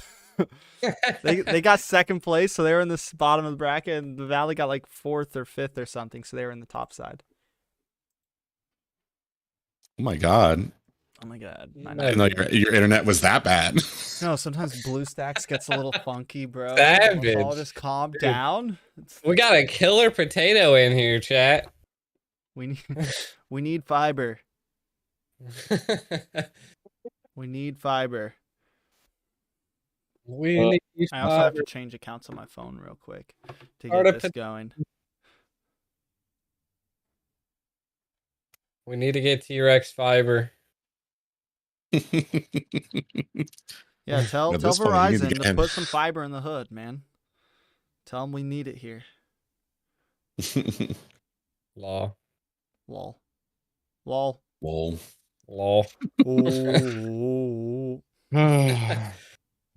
So who are we having up here next? Up next, we're going to be watching Superior Esports versus Insomniacs. Yeah, you got your girl Ashley coming in on the mage plays, Definitely want to see how Insomniacs comes back. I want to see a very strong game from them. Yeah. But not to put anything past help me out here, Rex. Who's the first team? Area 77 and Sentinels? No, Oh, the this team they're facing. The team they're facing is Superior Esports. Teach me not to write this stuff They down. made it to the top 16. I feel like first bracket, you can get an easy win. Second bracket, you can still catch an easy win sometimes. This is kind of where, like, you know, the rubber hits the road right here. Or even the second bracket. Like, you're normally always going up against a decent team. So anyone that makes it to the top 16, I consider like, all right, you guys are pretty good. Like, you guys, you're not the best, you know, if you get knocked out here, you're not the best, but you're definitely you're a little bit above average, you know, whatever. Yeah. Like, I don't know what you would call that. Like, you know, not above average. Like, you know, I don't want it medium rare, but I don't want a medium, you know, like just a little bit. Like, you're like a 7 out of 10. Jesus. Or like Everybody's a an steak 8. I would now. say an 8 out of 10. You know, you're an 8 out of 10 if you get knocked out in the top 16. So T-Rex, who are you rooting for? Who am I rooting for? Yeah. You know me. Yeah, simp. What are you saying, bro? What are you trying to say, bro? So right now we have Aether Explicit and Simpsons in the bottom. Ethereal and Hot Brains are 2 new teams. I've always been an Area 77 fan. That's Yeah. true. It's a truth. Team Sexy looks strong. I hate rooting for Team Sexy because they're like considered. I'm an underdog kind of guy, you know, and I hate rooting for. I just don't want to seem like a cop out, you know, like, oh, I'm voting for Team Sexy because they're the best team. One of those bandwagoners and stuff that just go for the strongest team. I would really like to see Aether Explicit make it to the finals. You want to hear the truth? I would like to see them make it to the finals, just because I feel like, you know, they keep on having these close calls of making it to the playoffs, making it higher up in these brackets, and they always kind of whiff a game here and there. So I would like to, and I know that they work hard. I know they practice daily. I know they do the research. They're doing all the deals. But so that's something I would like to see. Is that going to happen? I don't know. But I think they're a team that deserves it. Yeah, it's been a minute since I've seen an AE game. Yeah, they just recruited Boca Roscoe as their mage. Okay. Who was the previous captain of the kingdom. So, Yeah. and he did good. They beat Gen X, man. Like I said, first round they beat Gen X. So like, That's good. Gen X is a strong team. You got Gosu Mikasa, Gosu Regrets, Jay La La La. Like, you have some fire players on there, and they were able to beat Gen them. X got knocked out pretty early the last NACT though too, right? They weren't in the last NACT, I don't think. Maybe they were. I I can't thought remember. they were. I felt like when I was in there, I definitely thought I seen Gen X. That could be wrong. All right, we're gonna be going on the mute real fast. Sweet adventure starts here. It's such a nice day for a picnic with friends. Let's go out and play! This way, my little friend. This game is just like a walk in the park. Pretty kitty, happy kitty, a cute friend of mine. What should I draw today? Purin or a pudding? Greenery and flowers below, sky and clouds above. Hey, Dex, Bex, do you like it here? Sweetness spreading. Finding more models for practice. Hello, friends. Say cheese!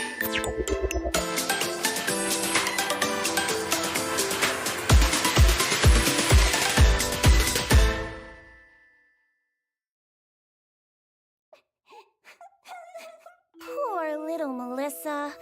Her mother has become an angel, carefully watching over her from above. But even a guardian angel can't protect her from all the ill intentions in this world. Her half-sister is a big bully. And finally, Melissa decided. You must pay for what you've done. Oh, really?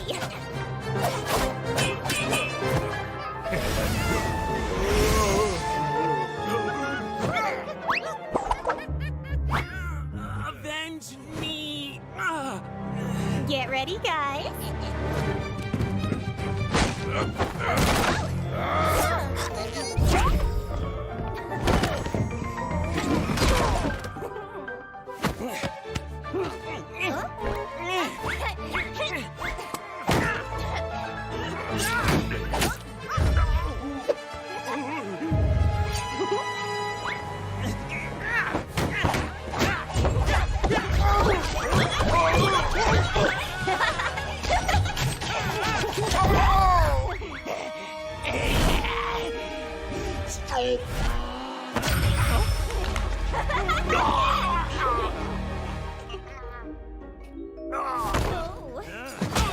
Well, the best is yet to come. Help! It's getting late. Let's end this quick.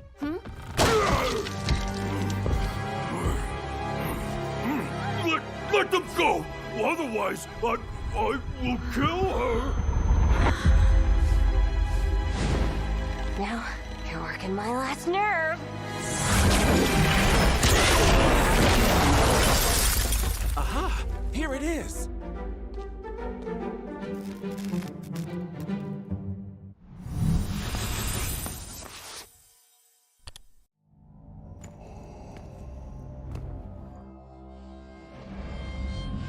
You don't know the power of the dark side.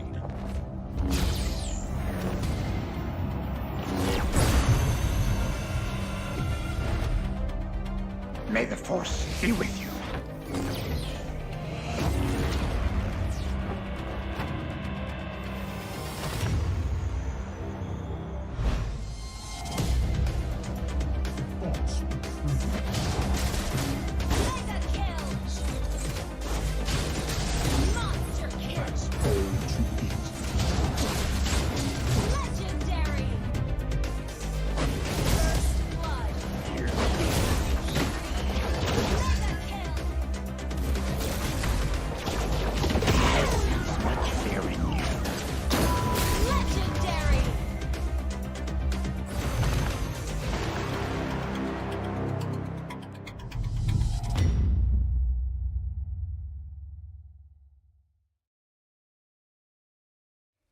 We are believer もっともっと強くなれる子は今その絆を信じて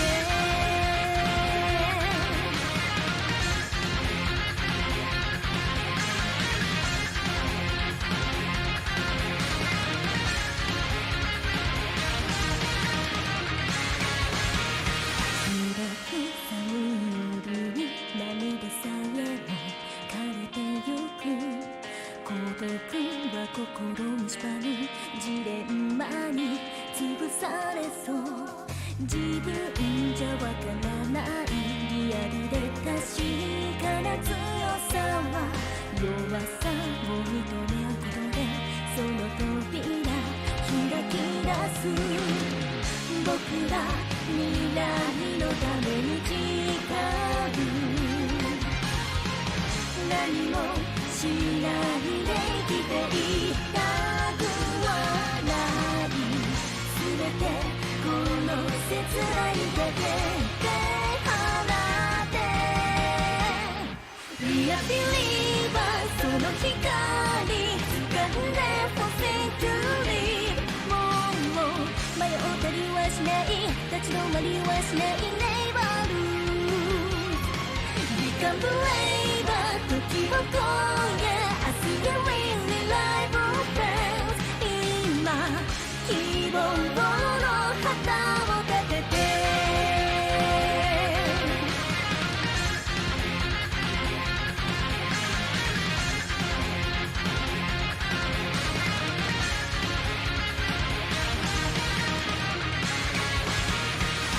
夜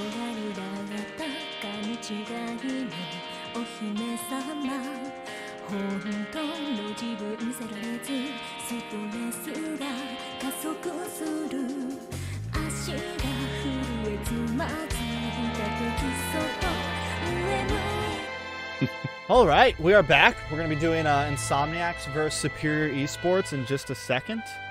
And then we'll get this show on the road. G the Aiko seems to be taking a quick break. I got myself a drink. Where do you live at, Private? The Windy City, Chi-Town. Ooh, Chi-Town. Yeah. Murder capital. Nothing. That's not the murder capital. I think isn't Detroit still the leader? Man. Chicago's like murder capital of the world, man. I guess we shouldn't be talking about that on this. Yeah, seriously, bro. Like per capita? Oh yeah. You guys are crazy.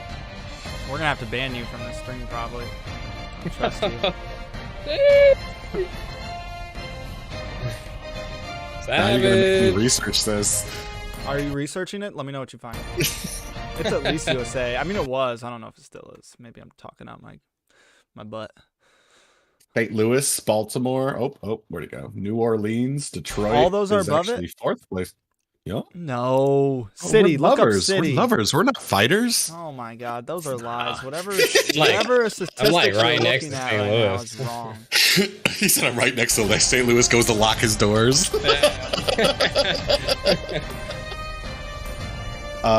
Chicago is number 10. All right. So we're not as safe as Atlanta. Oh, Atlanta, Georgia is 20? What? Okay. All right. Oh, gosh.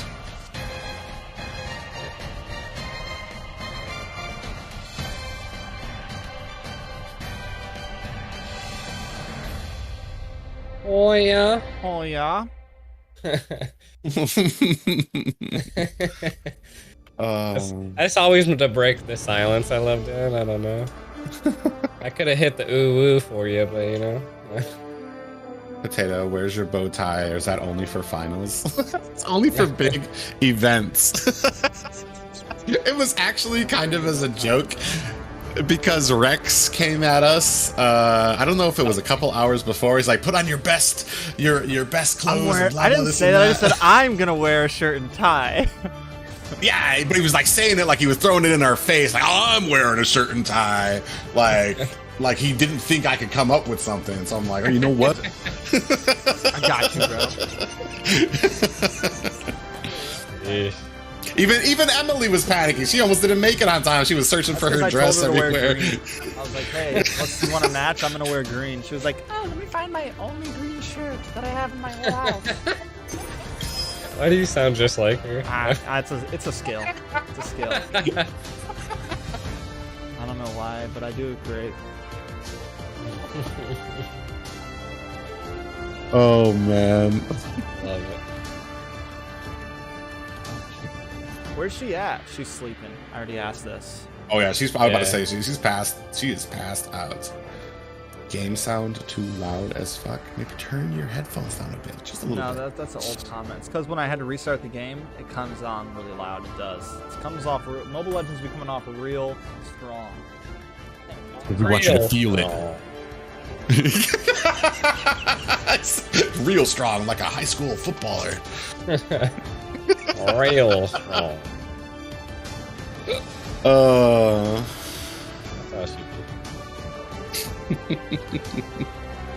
We want you to feel these games, not just hear them, not just view them, feel them in your bones. I thought you guys knew everybody has Adobe Surround Sound now. I'm sorry.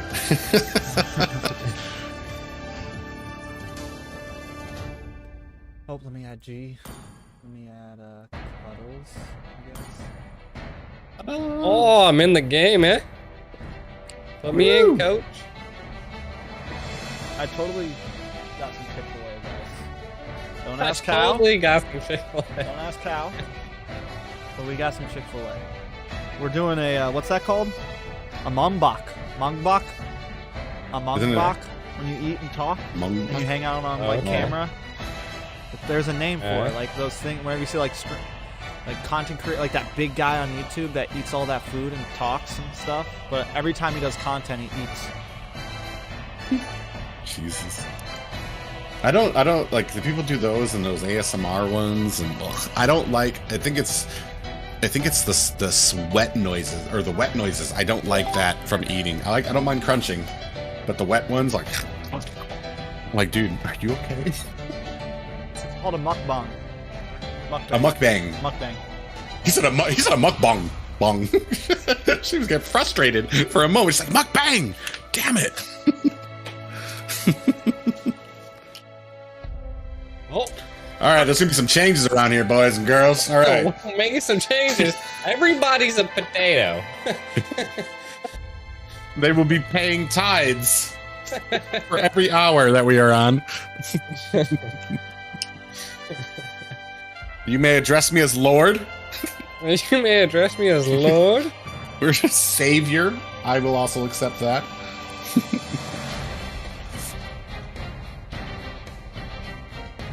Uh-oh, I hear Baby Loose in the background. Tear it up the ass. Oh my god. Mukbang. Dang, they were all over at Mukbang. 330 people up there. Mukbang, mukbang, mukbang. And we're just like, what is the word, guys? It's on the tip of my tongue. Mukbang, mukbang, mukbang. I'm eating a Sammy too. Listen, I had my burger beforehand. I made some popcorn, but then I realized I'm like, that's not gonna be alright. Just pull you guys out. Popcorn. Take it away, G. You went super traditional. Law. I'm eating a sandwich too. Ooh. Oh. Man, as I get older, I never cared for it in my teens or early 20s, but I get excited to make new types of food now. Listen, the best new invention that I've done recently, and it could just be that, I mean, it's probably out there on the internet somewhere, but I took croissant rolls, and I turned them into pizzas. So I turned them into pizza croissants.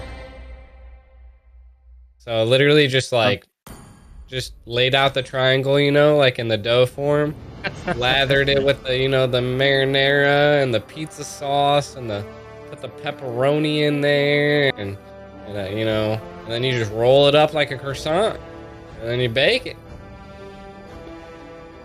And by God, I'm making pizza while watching this. Ooh.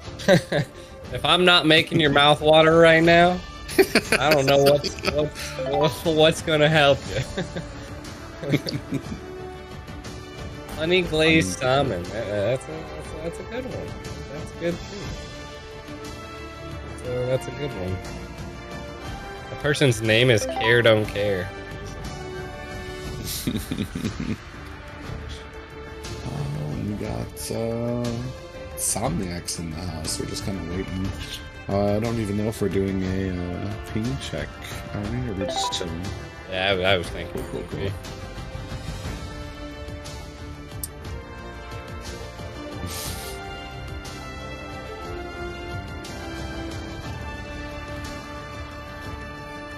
Oh well. I was listening. I was stalking. So I was just listening to everybody breathe. I'm looking at profiles, bud.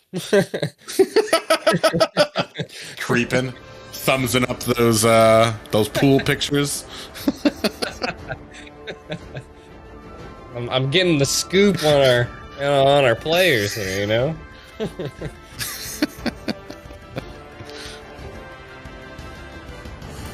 Oops, I just followed somebody on accident. That's embarrassing.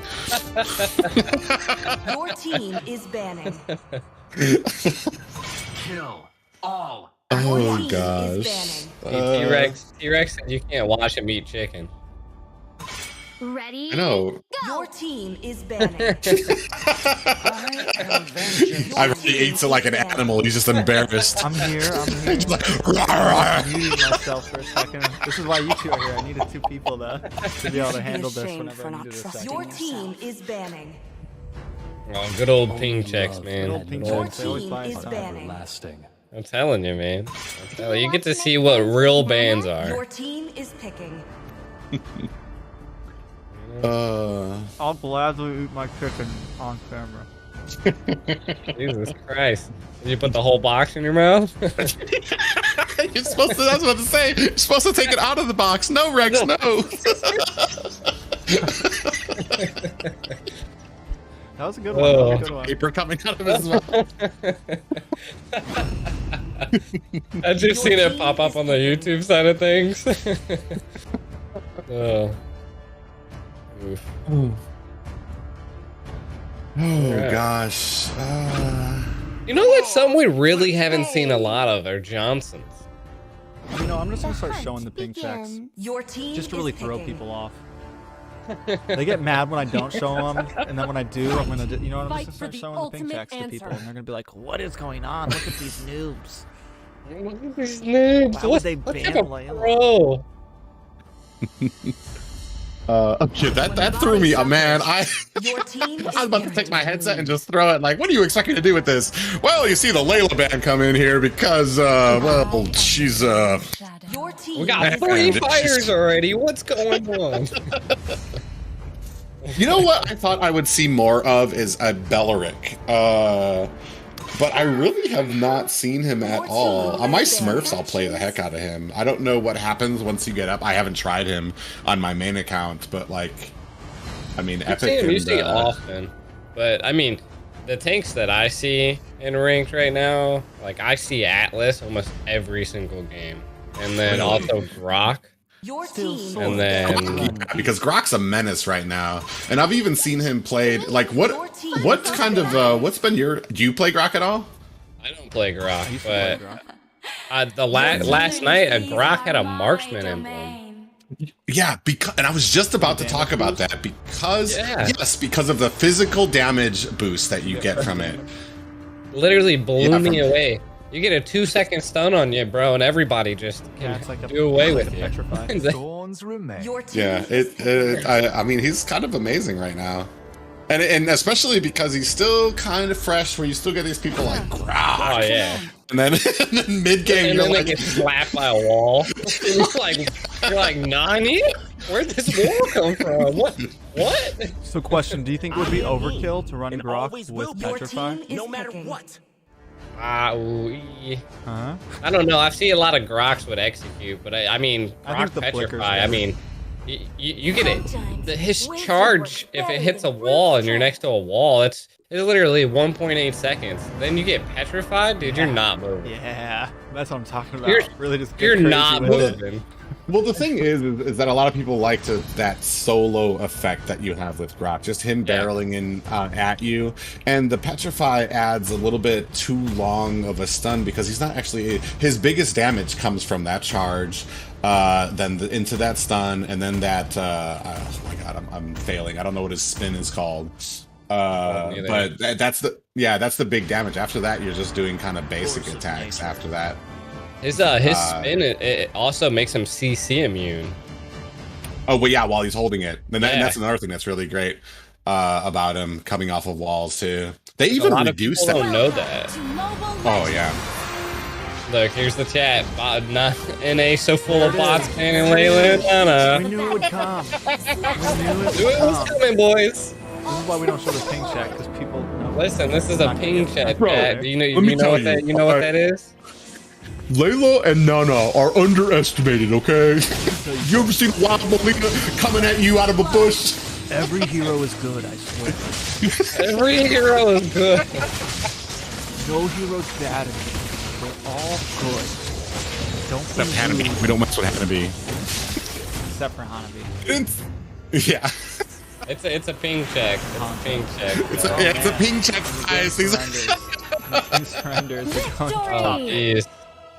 Dude, the fastest 28-second game in my life. See, I can just never do it right. They either yell at me about what's going on, why can I hear the game, and then when I show the ping check, everyone's like,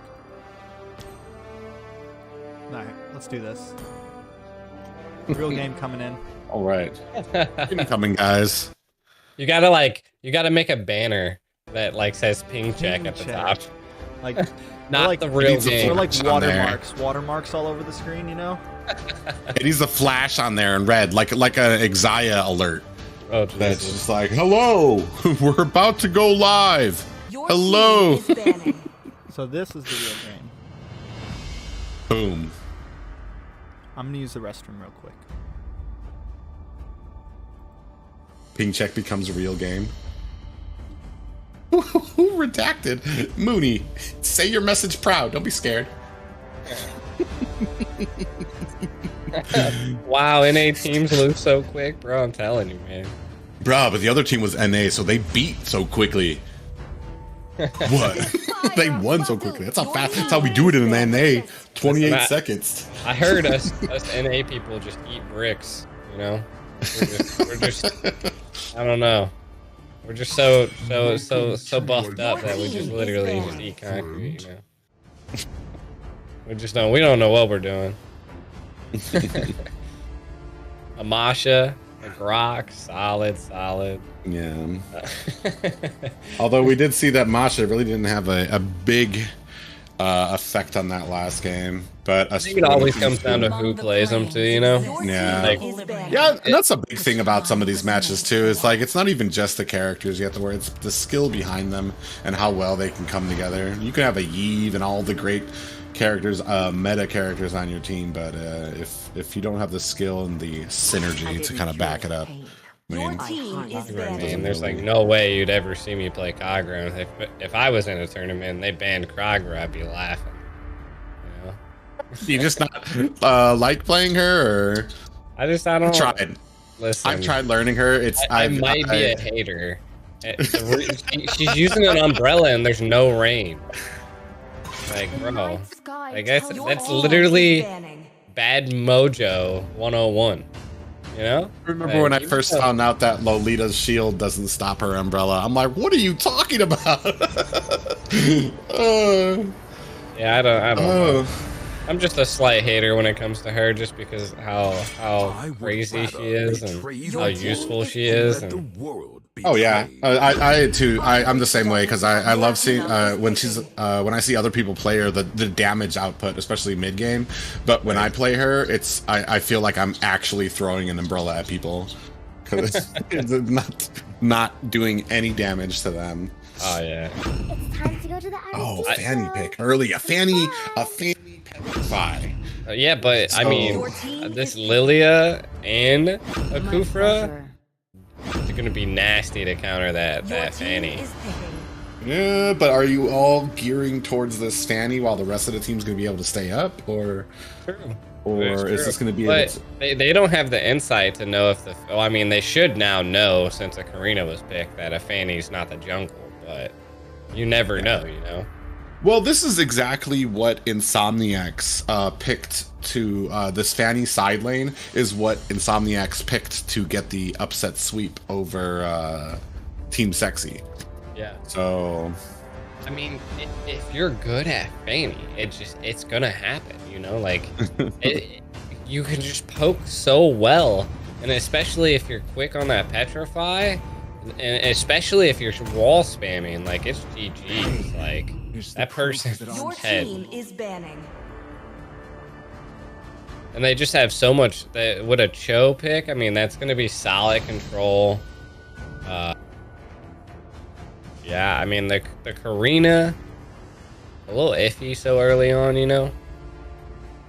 But, I mean, again, if you just know how to play her, you can be crazy. Your Oh, team is there's the banning. Kakura ban. Well, I always felt like Kagura is kind of like a marksman and maybe mage Your counter, team is banning. especially those mages that don't have that much mobility.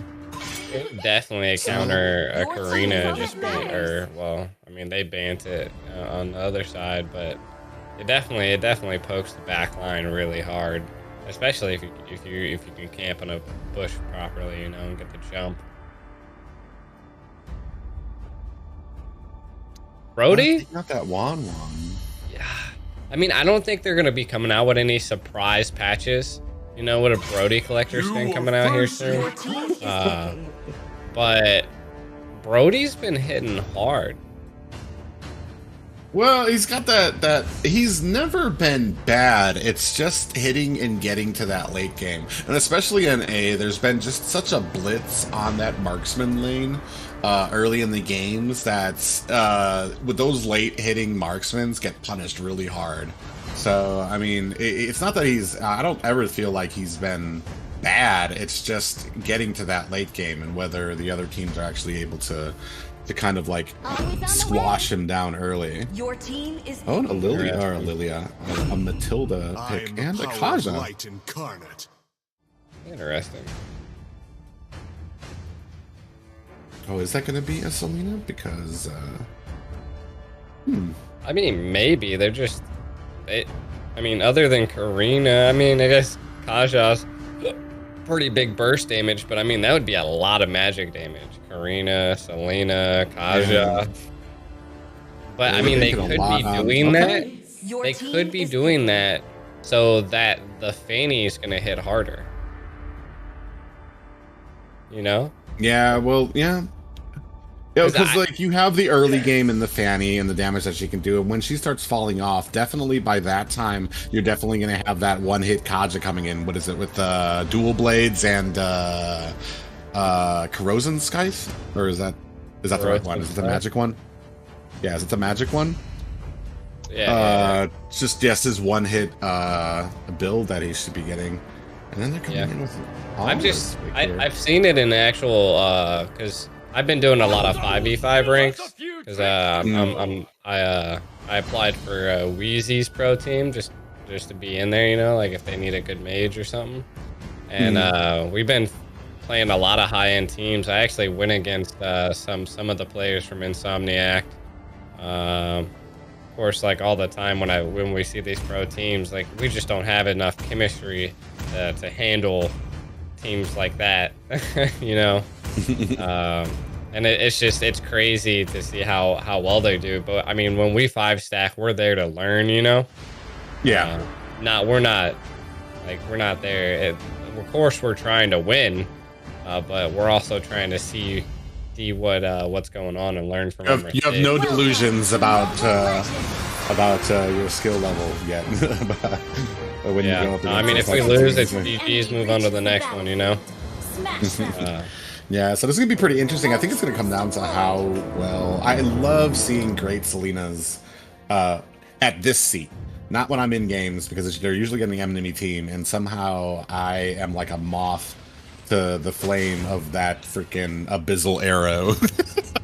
They have two support, they have a support and a tank on the right side. I don't know. I forgot who the right people were. They're just some like.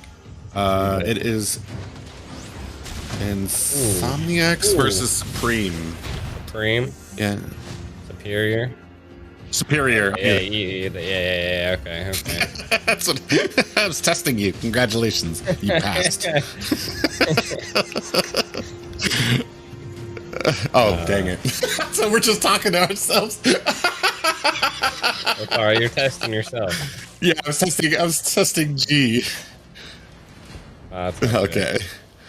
No, it's interesting. I mean, the Kaja trying to push at that Lilia really early on has been a nice go, but I think they're gonna bet on this all the way like his mid game surge and then the Brody power, you know. But a lot of damage onto that. Oh my God, Lilia got destroyed. See, that's the problem. Until she gets her ult, she's just not she's strong, but like you gotta really you gotta really have your tank in the mid a lot of the time, you know, just because the rotations are coming through mid so hard. You just never know when you're gonna get caught like that. She's like, this turtle's actually scared. Yeah, this turtle's actually going to be kind of important for these guys because it's going to come down to advance the building. Looks like Alice actually able to take that down pretty quickly there. King's trying to get away, gets away the dragon. Jeez. And the show just literally lost the kill there to them. Yeah. Like they could have definitely had that Kufra showed it and decide to do a flying knee kick.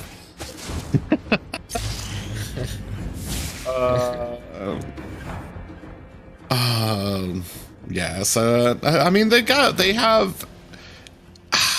I wanted to say I wanted to see this Selena have a bigger impact.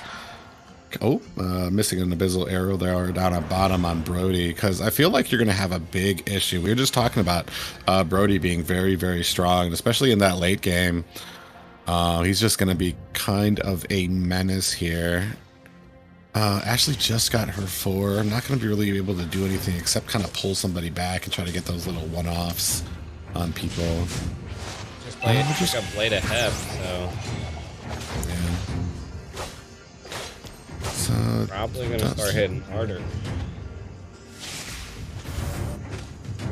Off lane. It's off lane. Basically the same thing that they pulled against the first match of them versus Team Sexy. And he just goes, yeah, care, don't care.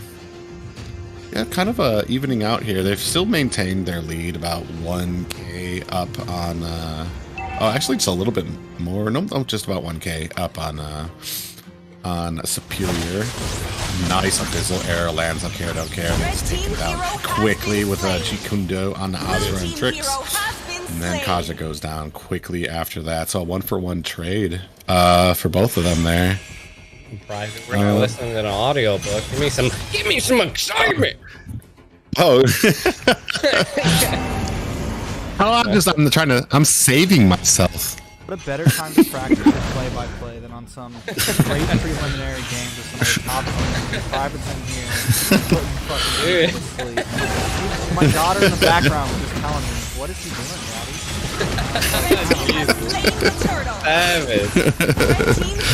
Oh, because I wasn't prepared for play-by-play, so I don't want to just save moves and stuff. Okay, Way of the Dragon comes down on the Love and taken down Love Kings. We'll be taking a hasty trip back to the base. Trix is back up now, and it's now up to you. Oh my gosh! Speaking of energy,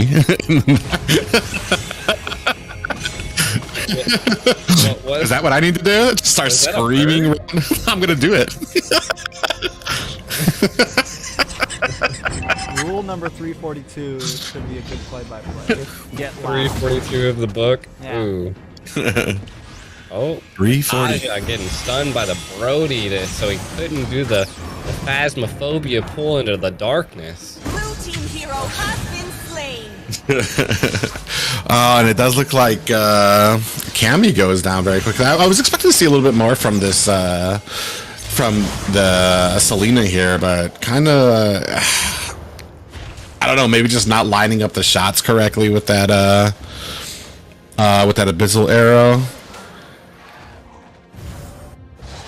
Yeah, Galaxy coming in on Care Don't Care. Probably gonna go ahead down to Love Kings again, going down. He's been having some real trouble getting caught. I'm not even sure. I wouldn't call that caught out. I'd call that more protecting his teammates to try to help them get out.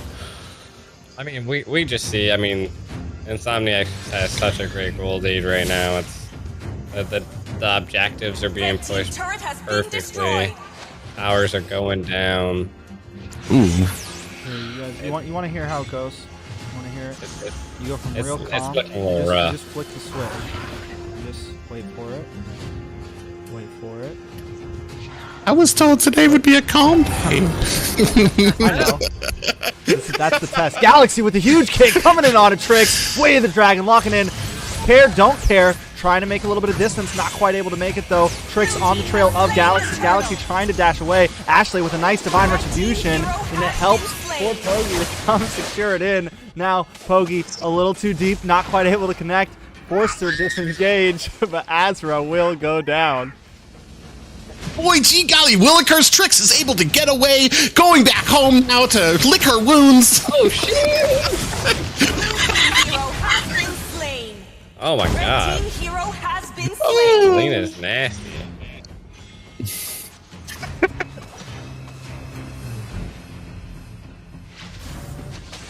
I mean, Well, that's what I thought this was supposed to be. I didn't take my He didn't take his why line. are you screaming?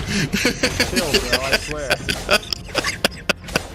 Oh man, looks like Fatty actually able to get away, but there's about to be 4 up there, and probably not in a good position here. But Cable's away very quickly. That's one of those biggest problems with Fatty is just like trying. What do you do at top lane? Because she can just get away so easily.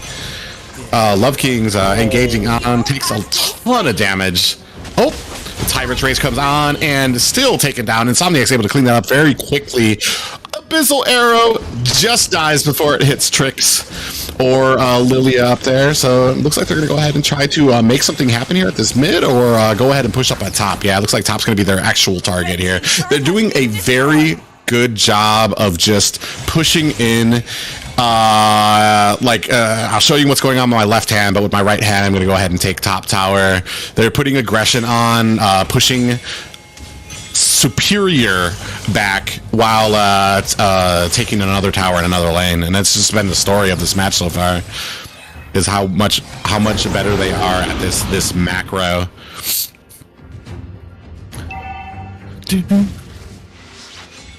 Here.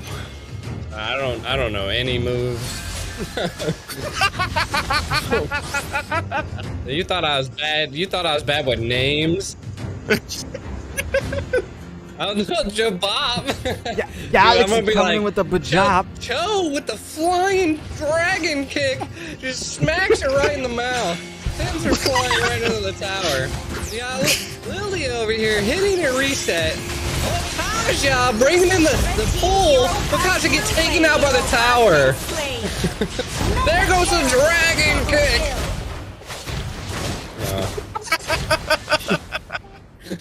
You should just stick with that. Kicked in the mouth, spit going everywhere. Brody, no, bro. Cho forgot his skateboard at home, but put on his superhero cape, and he just get a flying kick on Brody, you know. It does look like we're trying to go ahead and go for this Lord. Brody kind of absolutely decimated that show there, and then Air coming in, doesn't secure the turtle. Karina comes in and mops him up. Lilia hits the reset, gives more pokes, trying to get out of there. Can Vision make it out? Vision goes down by Karina. Brody taking another kill over here. No, yeah, Brody actually went down. Selena, oh my god, team wipe coming in. Can Love Kings make it out? Does the Soul Kufra survive? So Selena hits the Abyssal Arrow and then takes down Kufra. What a play. Big team wipe there for Insomniacs, cleaning up Superior here after getting that Lord. And now you see that Lord is crashing up top. And I guaranteed you're going to start seeing some split pushing here. They're trying to get all their lanes lined up here. A little bit of an engagement happening in mid. Air don't care, gets taken down to the bottom of the tower, but makes it out with the little hair on her chin. All right. Hey, man, that's cool.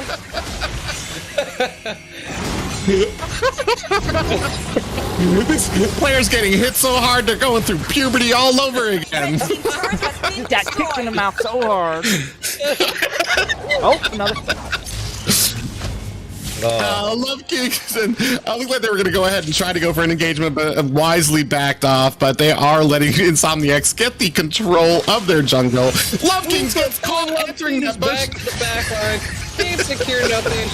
Oh, Ashley goes down by Brody. What a crazy play. Love Kings going down by Karina. We got, dude, there's so much going on. Fanny's getting into that back line, taking out that Layla, that Lila. I can't even say things fast enough. That's just the chaos that's going on in this match, folks. There's a Layla that just popped onto the screen for a moment. You probably missed it. There's too many L's in this game. I can't handle it. Ooh, and a Abyssal Arrow goes just wide. Looks like Galaxy's probably going to go ahead and line something up after taking down this tower, or are they just going to go ahead and disengage? Oh. That's a Eagle on the Galaxy. Galaxy trying to Jeet Kune Do away and is able to disengage safely. And can't go down. Is it? It's what? Jeet Kune Do, ain't it? Jeet Kune Do.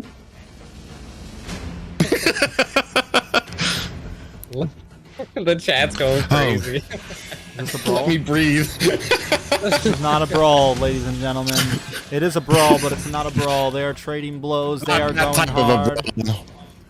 Are Going you where? ready to rumble?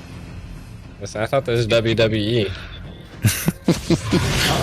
Oh, Galaxy gets caught there, but definitely Galaxy's just waiting to hand a Dragon Fist to someone, man. I'm telling you, look at Hand it. of Dragon Fist. Does he get in there? He's getting stunned. Galaxy's trying to get that Dragon Fist off. Oh, On to June 8th. Karina go down. The worst possible thing.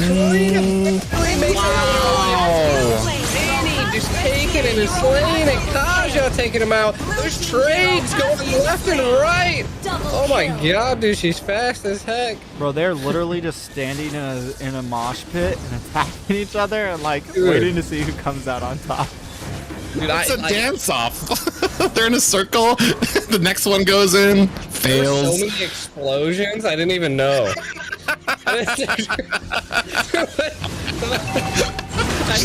Explosions everywhere. I see mothers crying. Mothers are crying. Let's get started up. Oh my god, it looks like who's gonna be able Take to the get Lord. Insomniacs. Oh my god, Karina trying to get away. Oh. This arrow does land onto Alice, and they are able to go ahead and clean that up. Azra able to actually flicker past a wide galaxy here. Oh my god, there's so much damage going on. Blue team hero has been slain. Man, Going look on, at big Dragon kick Kick. onto Kings. Lord is crashing down. Trying to get away, not quite able to. He is going to pay the price for that as the Lord comes in. Can Insomniacs finish the game right here? Azra, Trix, all on their lonesome, up against 3 other members. Ashley, Galaxy, trying to drag that Lord up into that top inhibitor to buy themselves a little bit more time, but they're just not able to let it connect. Coming onto these minions, the rest of Insomniacs deciding to back off though, because the death counters are counting down to 0 to the side of Superior Esports, and we are going into another Lord, guys. Going no. It is the 15-minute mark. I didn't think we would reach this high. But here we are, Insomniacs versus Superior. Checking the notes real quick. I'm going to say that wrong all night. Well, then we might not ever have to say it again.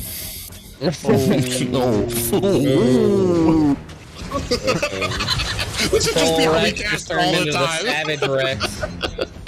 Oh. Is that what I should be? Should I just start being like a jerk caster? Like, man, this team sucks. What are they doing? Love Kings misses another first skill. He must be off today. Don't know what's going on with him. Azra just kind of circling around here. I don't really get what she's trying to do, but they do want to try to win this game. Vision seems to do it. Love Kings finally connected with a nice Tyrant's Raise. The rest of the team getting the kill. Kami, what were you thinking? Get out of there. Next, we got Galaxy. Maybe the next on the chopping block. Sitting here, looking him in the eye of the tiger, Jeet Kune Do, but not into that ball of fire. He's going to try to get out of here.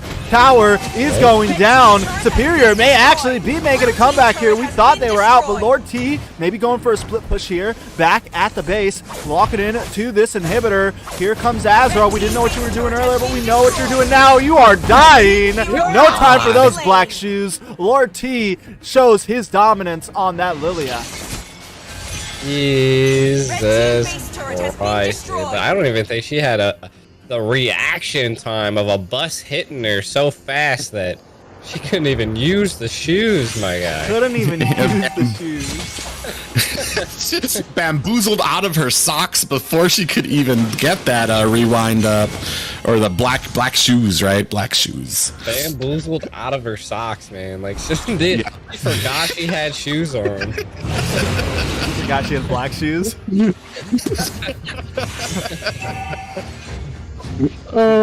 forgot she had an ultimate button. That's probably one of my. I actually love seeing that whenever Lilia gets killed so fast she can't even hit the Before she black can even shoes. get her ult off. Seeing the thick of it, trying to get off that Dragon Fist. It's a dragon kick. It's a dragon fist. There's nothing when he's on the it. Flash, it's the dragon fist. Different skins, different moves, guys. Listen, you gotta get with the times. Clearly not going ahead and cleaning up the Lord here. Yeah, there's definitely Lord is gonna be a little too heavy here. All lanes are going to be pushing in. Looks like they're all meeting at the same time.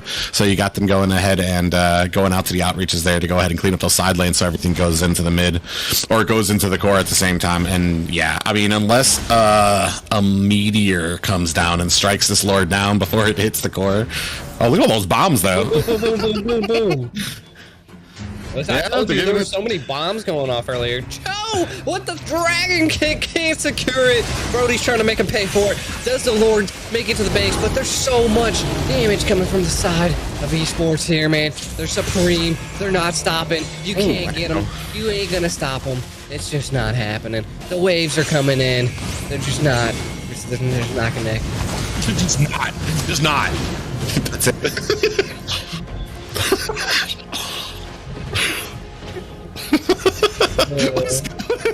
Is that your Poindexter impression? Well, see, guys, here I can see from the statistics of this match, it does seem that Insomniacs have quite a substantial lead. 27 to 14.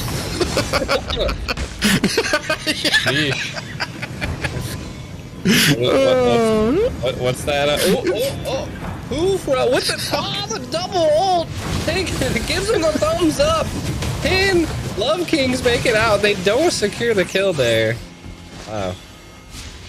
Come on now, That was boys. actually, I mean, I'm not going to lie, they said it in chat too. That was actually a pretty decent defense for that Lord. All those bombs, basically, Lilia just mined her front up here with just nothing but bombs. Dude, you said the only thing that was going to save him was a nuke, and Lilia just said, listen, hold my beer. And then literally just blew the Lord up. Yeah, and this is probably good. You're probably going to see next time as this Lord comes up, you're going to see probably a little bit more careful freezing of these lanes before they go ahead and go for it. Yeah, I mean, I told you, I was not lying. They're going for the long haul. Dude, Kufra just jumped an 18-foot fence into that bush. Dude gapped that area. Wow. They actually are kind of bringing this to a little bit of a late game here. They're going to want to start cleaning this up a bit, or they're going to probably be looking at a different. We're starting to get our items all now on the side of Superior now. I think only a few of them don't have full builds. So, Any backdoor, boys. Has been slain. Uh-oh. Discord cut. got call outs. Oh, we got you. They're trying to get the Danny backdoor going. Galaxy getting in there, trying to get the Dragon Fist off. Just can't. Getting punished by this Brody and Sloan nonstop. They're not going to go for it. They're going to set up for this Lord. We got Karina, Kaja. Kufra is just constantly checking bushes. Kaja pulling Kufra back with no avail. And then we have the fight over the Lord. But is the Fanny going to try to backdoor? The whole other team, esports, is scared. They're going back home, boys. They don't know what to do. Oh man, it's just such a great thing what they're doing with Lord T here. They're basically scaring them away from a superior, get it, position here with the Lord. And unfortunately making them back up because now Fanny, oh my god, and she's actually about to probably go right here, boys. She's going in on the base. She's giving it her all. Can she do it? Oh man, they are just trying to backdoor the base. It is so hard for esports to return fire to this constant battlefield. And they are coming back here on the Lord. It's still no real damage. They're back to trying to get it down. Only about a third now. Superior trying. Tyrant's Rage goes down. Does land on the Ashley. Galaxy over here trying to help her disengage. And she is able to get away. But this Lord is down to 1/3 health. Looks like a Soaring Eagle by Trix lands onto June 8. And and it just I wonder. Good for Insomniac. Yeah, you do see. Hold on here. If Insomniac can stop them from all going back to base, Fanny secured this back door. Can she do it, boys and girls? Oh my God! She's Oh my God! Jeez.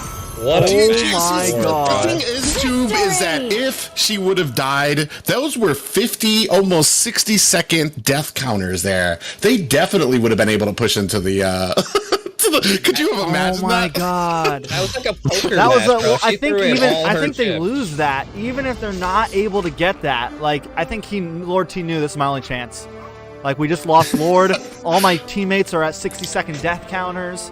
Like, oh my God. Just literally finding the line. Just literally right on the end of it. That's insanity right there. I mean, that's Yeah, why yeah. it's called Insomniacs, right? But, Wow. yeah. Wow.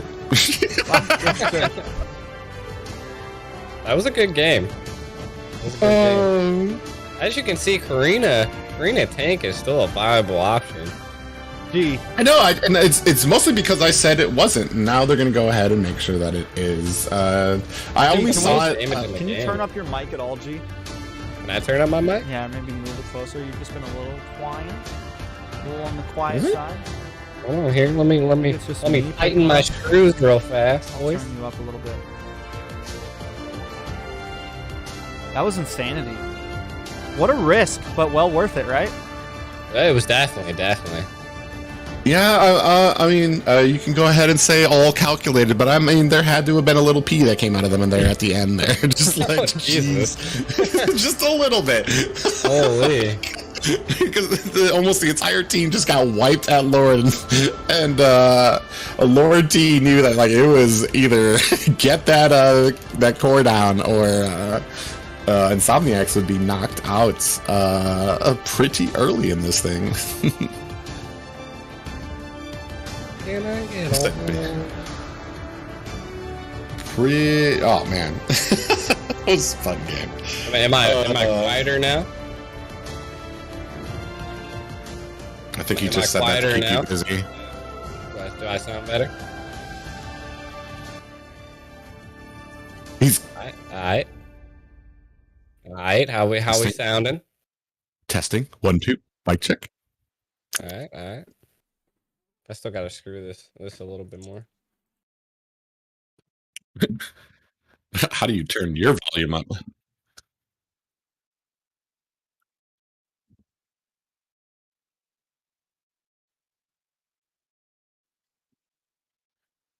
So we have two options here. We watch The Valley versus Extraction, or we watch Team Sexy versus B4U. Let's go ahead with that age-old coin. Heads is sexy. Okay, I go with sexy. What do you got? G. Of course, private. Someone else ended up making the decision for us, so that's what we're watching. No, definitely. I say let's go definitely with Team Sexy. That's what the people want. I just feel like I feel like it's gonna be a better. I feel like the Valley versus Extraction is actually gonna be a better game. A closer match, you mean? Yeah. I mean, we can go with that. No, I mean it's too late. I already It's got not the a- Valley and Extraction on my phone instead of on my computer. Why, so why are you getting our hopes up then? Why are you? sorry. But you know what? It's just, man. I really feel like that match would have been better. It's let's just go ahead and blame Private for us going to go watch this Team Sexy match. Totally. Ho hum. Not like T-Rex doesn't actually get to watch both. I mean, I do kind of. That's actually why I have no camera showing, because I got like my phone in my face right here. I got my computer right here, and I'm using my eyes split apart. It's why I'm such a good caster, because I'm able to just multi-watch multiple games. It's how I practice. You know, I start speaking in tongues. Oh boy, it'll become an auction here. I'm actually casting 2 games at once. Jesus. Listen, you don't got 2 connectors, man. You can't just connect your phone to it and have your Blue. I was expecting Akayo to get into Tums soon there too. It's like Dragon Fist, now a Dragon Kick. I was waiting for like a dragon headbutt. He just flung his entire dragon body at him. Dude, just turn into Yuzong. What is this Cho doing?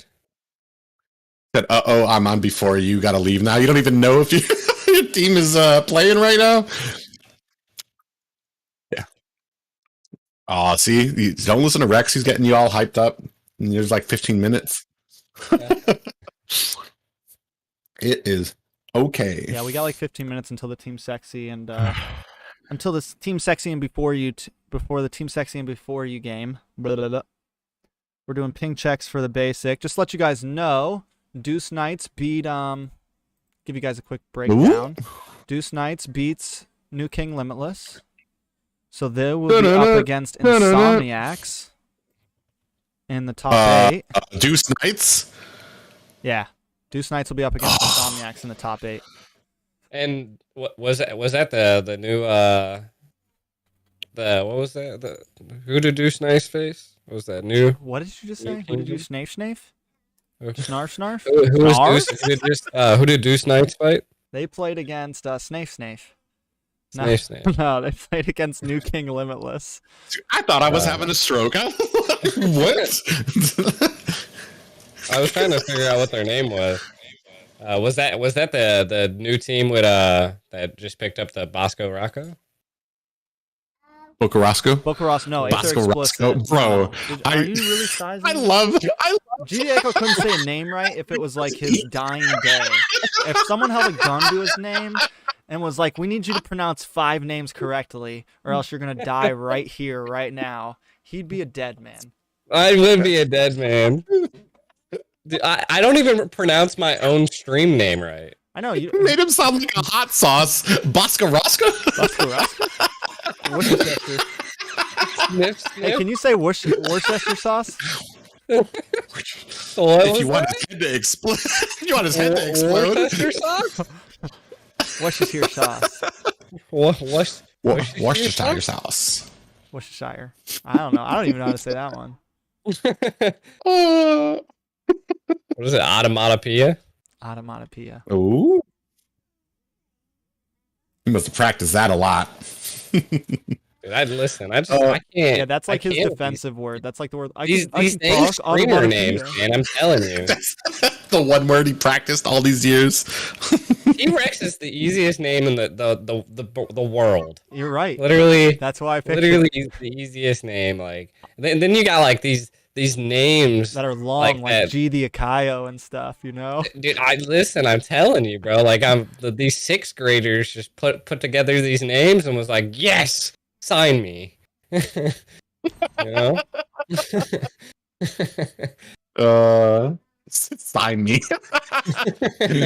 That's what goes into it. They're definitely, might not be my skill, might not be my dedication or practicing, but my name will get them. That's what's gonna get me signed. I'm telling you, man. I'm telling you. So some of these streamer names and these profile names. Yeah, I'm actually, honestly, I'm thinking. So, fun fact, I think I'm about to change my name. I'm not really gonna change it, but I think I'm just gonna go turn into Trex. Shorten it, yeah. Trex. Yeah, just Trex, because that's what I get called a lot, anyways, especially on the caster's desk. And T-Rex, 2 syllables, it's rough. And then at least like T-Rex, like Aiko, easy 2 syllables. Private, easy 2 syllables. Listen, T-Rex. You're right, it's a Kaio. I make my own name. And so yeah, I think I might just drop down to Trex. I might rebrand everything. You know what? I'm gonna do everything I can to call you every other name. You'd be like T-Dog, yeah. T-Money. What's up? What's going on in the match now? T-Money. I like how Kyle's like, say my name right, but he can't say anyone else. It's a Kyle. I go by both names.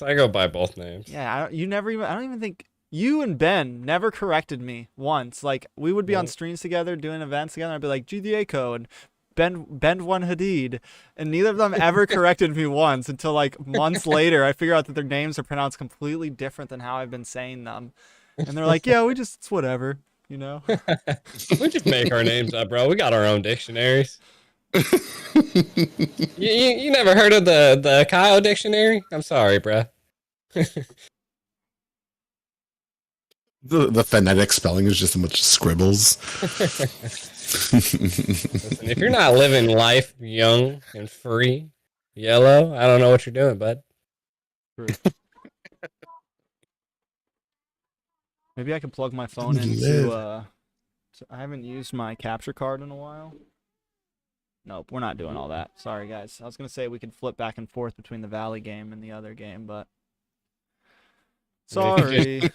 If you just download a power mirror. I actually, you know what? Hold on. Uh-oh. Power. Let me mute myself. You get both games going at the same time. You see how much we can keep up with it. You literally can just plug it in via USB to Lightning and it'll pop up.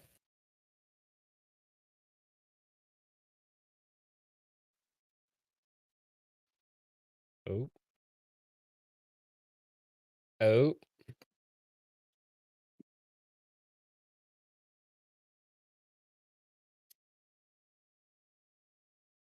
Oh gosh.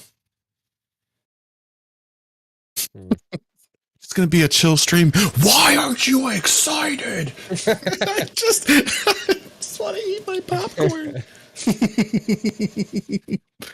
Oh gosh. So we've got those two matches left. What is it? Those aren't the last matches, are they? Those are.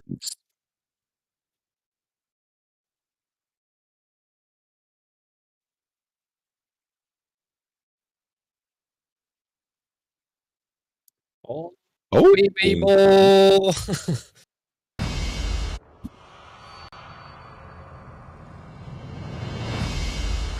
私にご命令を。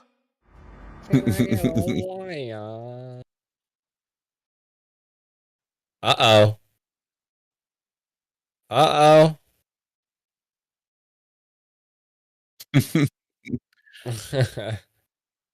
My pizza's ready. Let's go. Let's go.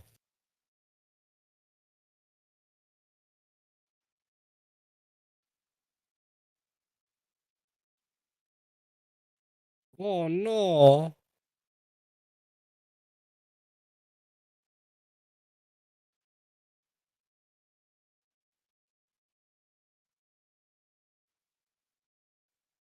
You guys. Oh, snap. Golly, now I gotta switch screens on Discord. All right.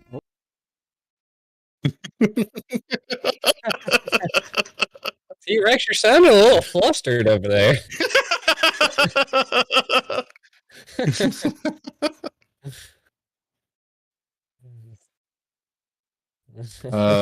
So it's going to be a little bit of a lag for us then too. So we're just going to have to try to guess what's going to happen next. No. Nah. Oh snap! Look at us. We're live. Listen, we're modern. Have the technology. we're real. So this is the actual. This isn't a ping check or anything, right? This is the actual game. This is live. We ready. Daniel Caesar. This is the Valley versus the CGI baby. Is in the house. 先生術に興味はある? An Esmeralda band coming out. Eager to see what we're gonna have in the side lane there. Especially against the Valley. They went ahead and took out that Franco. I mean, I guess. Dude, I'm gonna tell you from the standpoint of a mage, Grox and Francos, I like it's making me grayer by the minute when I see them in the game. Like, I'm telling you. Grox, yes, but Franco's, I've like, in the beginning of the game, I usually get trouble with him, but like, I mean, after that, the harassment usually kind of settles down a bit if your team is organized enough to kind of stop him from grabbing your buffs and stuff like that. I don't know, a Ling band comes out. What are we going for, Sophie? Oh, there goes the Grok. Let's see, we have the... I'm telling you, man, like,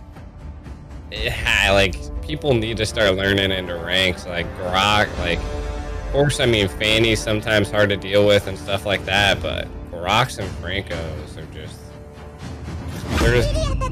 tanks have just gotten annoying, is all that they just become a nuisance.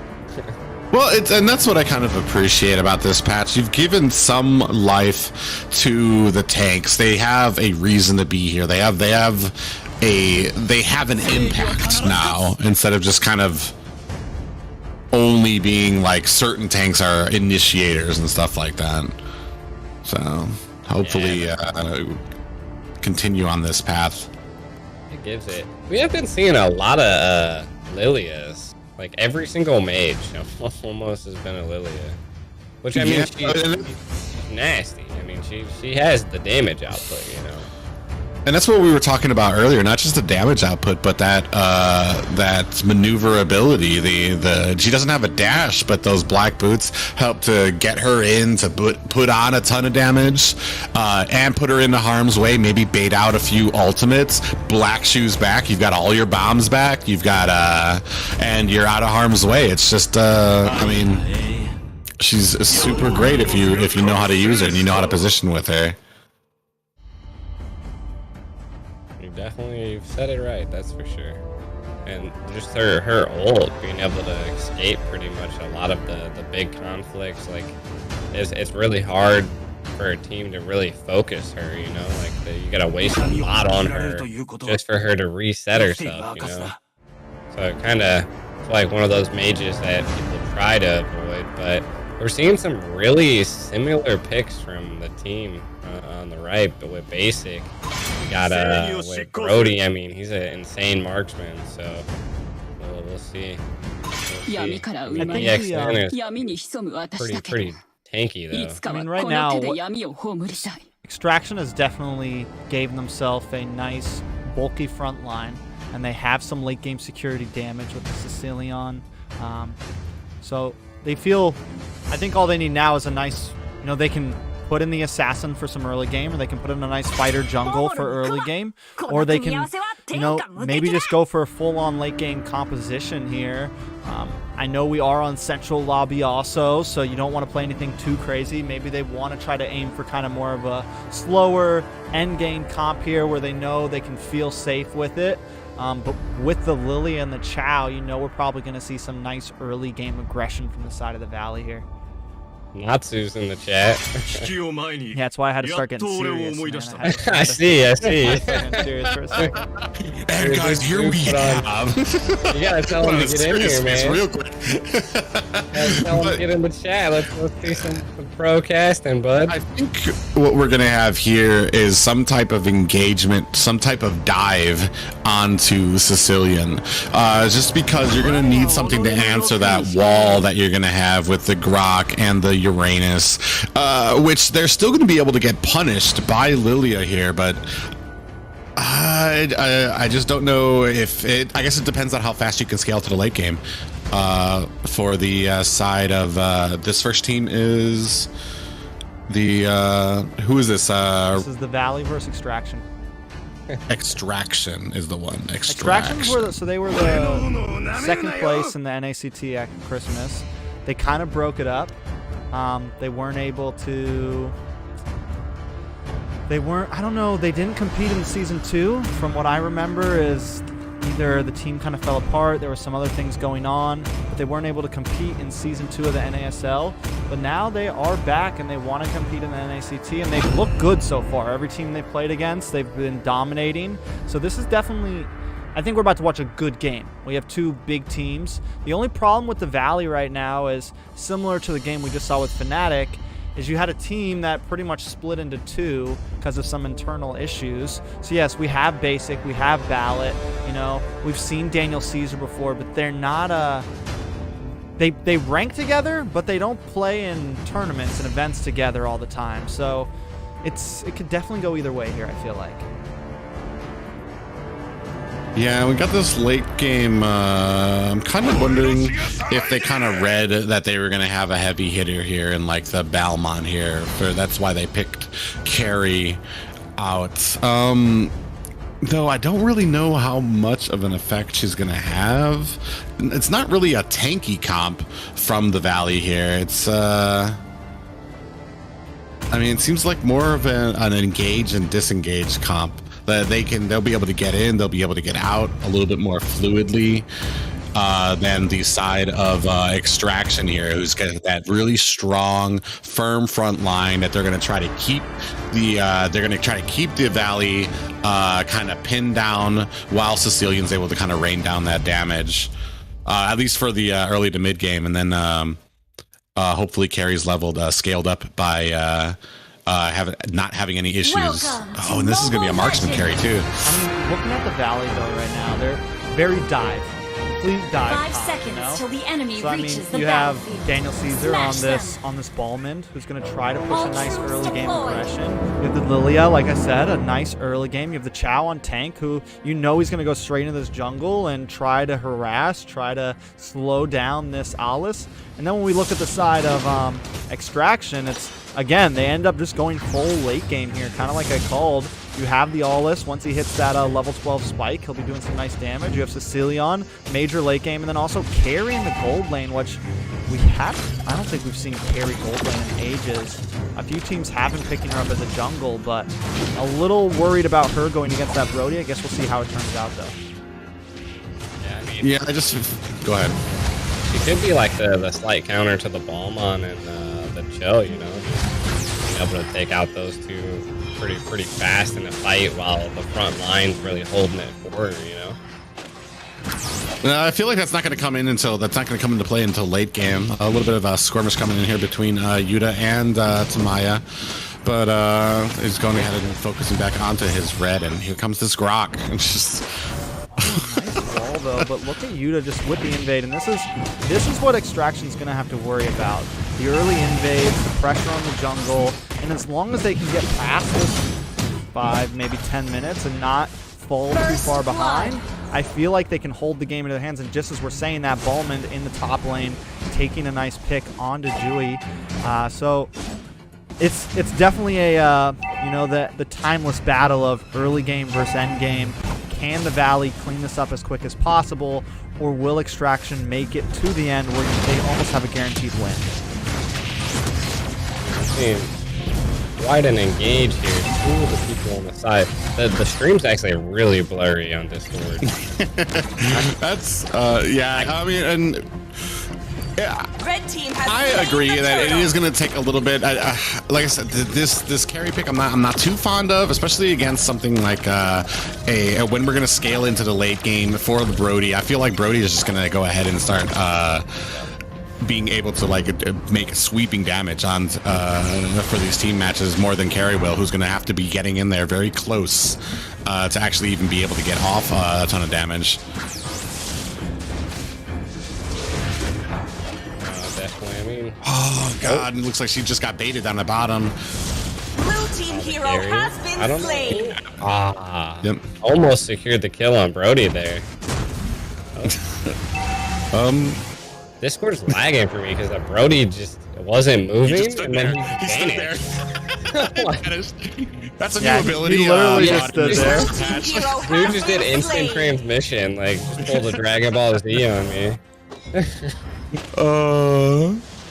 No, still harassment here coming from Yuta, just kind of making himself known in this jungle, letting them know he's always going to be here.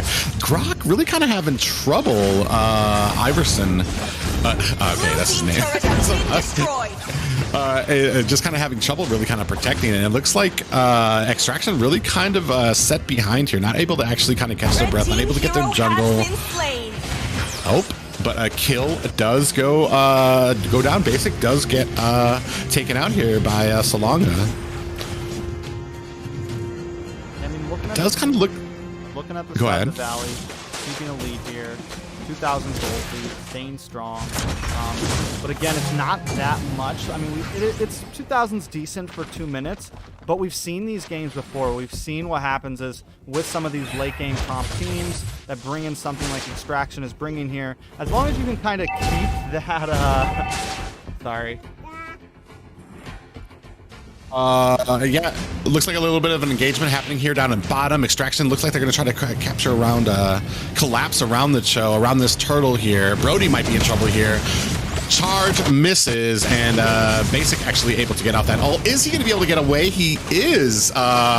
Just a sliver of health left on him, and it does look like the Valley actually able to use that distraction to get a kill on the turtle. Caesar on the Iverson. Iverson might not be able to get away here, trying his hardest. Oh! And definitely not able to get away. And Extraction is in trouble here. That Balmon just like took a sniff of nos or something, dude. Like I never seen someone spin so fast. Yeah, What did I was he actually just one. do? That would probably That bloody ret? Or not bloody, it would have been a ice ret? I don't know what he did. That probably could have been what it was. So this is actually the first time I've seen a Balmon jungle emblem here. Usually it's you see that oh my god. Yeah, killing spree on him. You get that speed and that health back, which actually melds with his kit and his passive so well. So you're gonna see him taking down these objectives very fast. And Iverson actually might be in trouble here at the bottom. Walked into that bush, and then there was Balmon waiting for him. Carry trying to get disengage here down, and Blue team turret has been able to get destroyed. away. Ugh. They're just actually they're able to pretty much just enforce their will here right now, backing Extraction up while they're able to take these towers. There's really not much they can stop here right now. Even up at the top lane, Uranus having just a heck of a time trying to deal with this Dyroth. They have such a gold lead on the side of TV over here, so it's Yeah. definitely it's.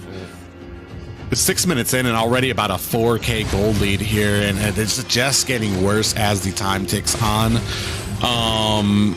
And really just not able to make anything happen. Looks like you're underfed, and especially on an Aulus. I feel like an underfed Aulus just really has a lot of problems. There's not really much that he can do. Even here, split pushing seems like it's going to be an issue because he got that Dyroth, and Brody's already starting to get up to par here now. Already a level 9, and I mean, I really don't see a way out of it for Extraction. Unless there's a serious mistake that's made on the side of the valley. And it looks like they're kind of just toying with them right now, just messing around until That's a great lead. The only thing that's going to really turn this around is like if EXN can make it to that late game, so then that the Aulus starts popping off, the Sicilian starts popping off, the Grok can hold someone back, and then they just collapse and get those single picks and then kind of push in. Of course, always securing key objectives can turn tides, but we'll see. We've got a sliding gauge.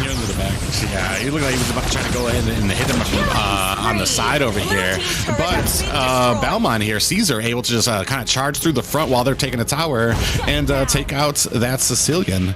I was going to say it might matter. The only saving grace might be is if Sophie here can get scaled up. I mean, play more defensively, get as many stacks as you can on that Sicilian, and hopefully that you can surprise them if they make a mistake trying to take some of your towers here. But even then, it doesn't really seem like there's much. They're going to be too farmed up. Yuta looks like Yuta just went in there, baited out a few abilities just to keep them away from the tower, and the Valley is able to very cleanly take that gold tower. And now they're going to be moving on to mid, and pretty soon it's only going to be inhibitors here. And if you're going to make something happen on the side of the Extraction, I mean, You're gonna have to start coming to it to that very soon here. I mean, we're seeing some solid gameplay, and I mean, it's definitely going to come down to Lord's objectives and towers, but the gold lead, the gap is just so wide that they're going to have to defend their with the race inhibitors. Yeah, and looks like Caesar's sitting here 3-0. Even Pride sitting at about 3-1 right now. These two are just going to be monsters in these teams fight. Even for the tanks right now, Dyroth going into that Uranus or even into that Grok is still going to be dealing and dishing out a ton of damage. So like your pretty much your wall right now is gone. The front wall that you were hoping that would be able to protect you, to protect the Sicilian and protect your carry is pretty much just going to get demolished as soon as they engage. Looks like we do have a little bit of engagement up at top. Does look like Pride might be in trouble and does get taken down by Sophie. So a little bit of help in their favor here, but you do have the Lord crashing down at the bottom tower. Yeah, this is looking tough for them. Extraction is gonna. Ooh, what a great wall there. Yeah, able to keep the Lord out there. He's dancing back and forth at the wall, able to put some time in between him. Does like Yuta might actually be in trouble, but they are actually able to get the tower here, and probably, honestly, a trade for 1 death for a tower is definitely on the side of the Valley here. So, I mean, basically kind of enforcing their will here without really much that Extraction can say. Like you said, that gold lead just getting wider and wider. We're at about 6, almost 7K right now. For the Valley, and yeah, I mean, even though they lost a member there, just Extraction really not able to even get a tower or mount a comeback for it. Looks like they're kind of split here. They are all looking like they're going to go ahead and push up to top, but they're going to be met by the Valley here. Looks like Yuta comes in, able to get the Way of the Dragon onto Iverson. Iverson might be in trouble here. Goes down very quickly. Julia is the second one that goes down, and looks like Extraction trying to disengage here, but are they going to be able to? I mean, this is. Oh, dude, man. This is almost a team wipe here. They could just easily just push mid right now and win. I mean, guess not. No, I mean, there's a couple of people on low seconds here coming back. So we're gonna see here. The Rock is coming in. Ballmon trying to get the little push. Besides, they're just gonna keep the tower, man. I mean, that's a good go. Is just focus on getting that tower down. So when the next Lord comes out, that you just have an easy way to go. Yeah, only 20 seconds left on the Lord, and looks like that top tower is going to go down pretty easily. So you've only got one more inhibitor left. So while this Lord comes down, which is mostly going to go toward mid, they're probably going to go ahead and focus their efforts to go ahead and get that last tower down. And not really much that the Extraction can do to kind of fend this off. I mean, and maybe if you use that wall, it's just... You have members of your team in the Grok, Iverson, and Julia here on the Uranus that are effectively, like, they're not going to be able to do their job. They're going to be able to tank, but only for a few moments. And you're going to have to hope that within that time that you can do enough damage to kind of take down the Valley here. I mean... It's a very uphill battle. I mean, we're seeing back and forth brawls here.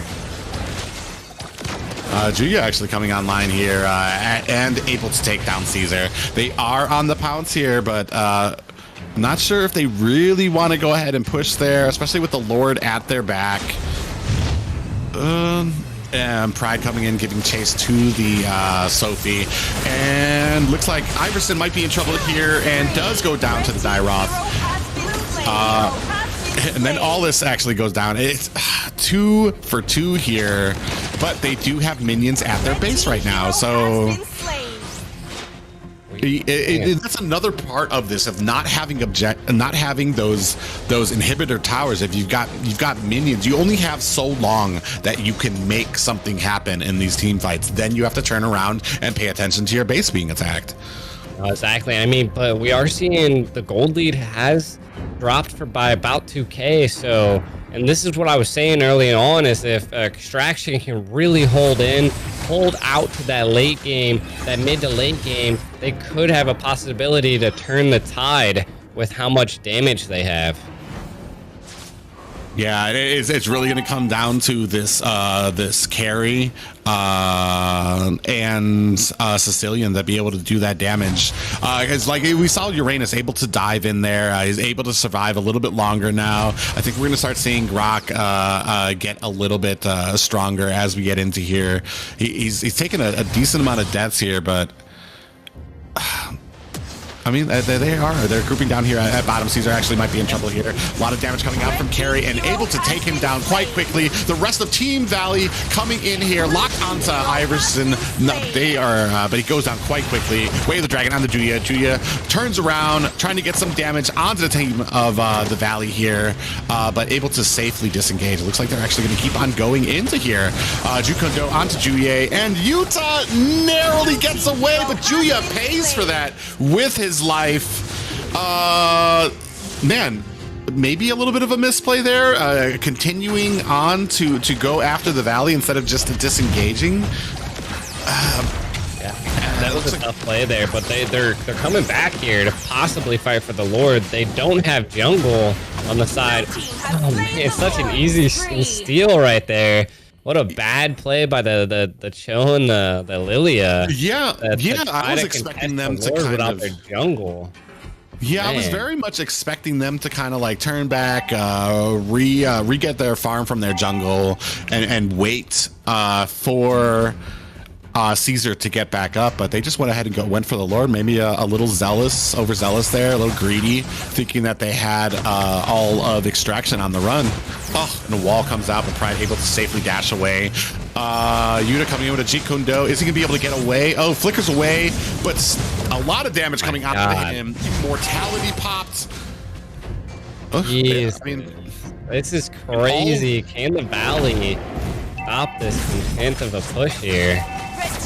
This, man, I mean, this is where they need to use the time to be able to take some of these towers back, to push on the side. The gold deficit is not there anymore, and we are seeing it come down to skill and then player pick of the late game. And we're just seeing it here, man. Like I was saying earlier on, Extraction has that late game, and look at that damage by the Flicker Grok, just absolutely melting Dairoth with the team collapsing down on him. Uranus is over here still pushing the side lanes. They did take an inhibitor. They might also take Daniel's life, but the team is low. And Liverson make it out. Immortality pop. Cho going in with the kicks Julia to the back line, but Carry takes out the Cho. 3 of them still pushing on the other 3. Man. Yeah, a great engagement by Extraction there, and able to take away a decent amount of kills here, and the gold lead now in the favor of Extraction here. But we are starting to hit this late game to where most of the teams are just going to start evening out, and we're just going to come down to who has the better talent for these team fights. And we're starting to, and these team fights are definitely starting to look like they're going into the favor of Extraction. Yeah, I mean, I wasn't a believer before that they would be able to make it this far into the late game. I feel like there were some fights that that attempt for the Lord by Team Valley did really cost them a lot of momentum here. Yeah, and I mean, one thing that we are seeing on the Extraction side is that Carry's 5-1. She's actually doing what I kind of was suspecting. Her just shredding through that Balmon's healing abilities, shredding through the Dairoth's healing abilities, and then just saying, "Who cares, man? I'm gonna kill you faster than you can heal."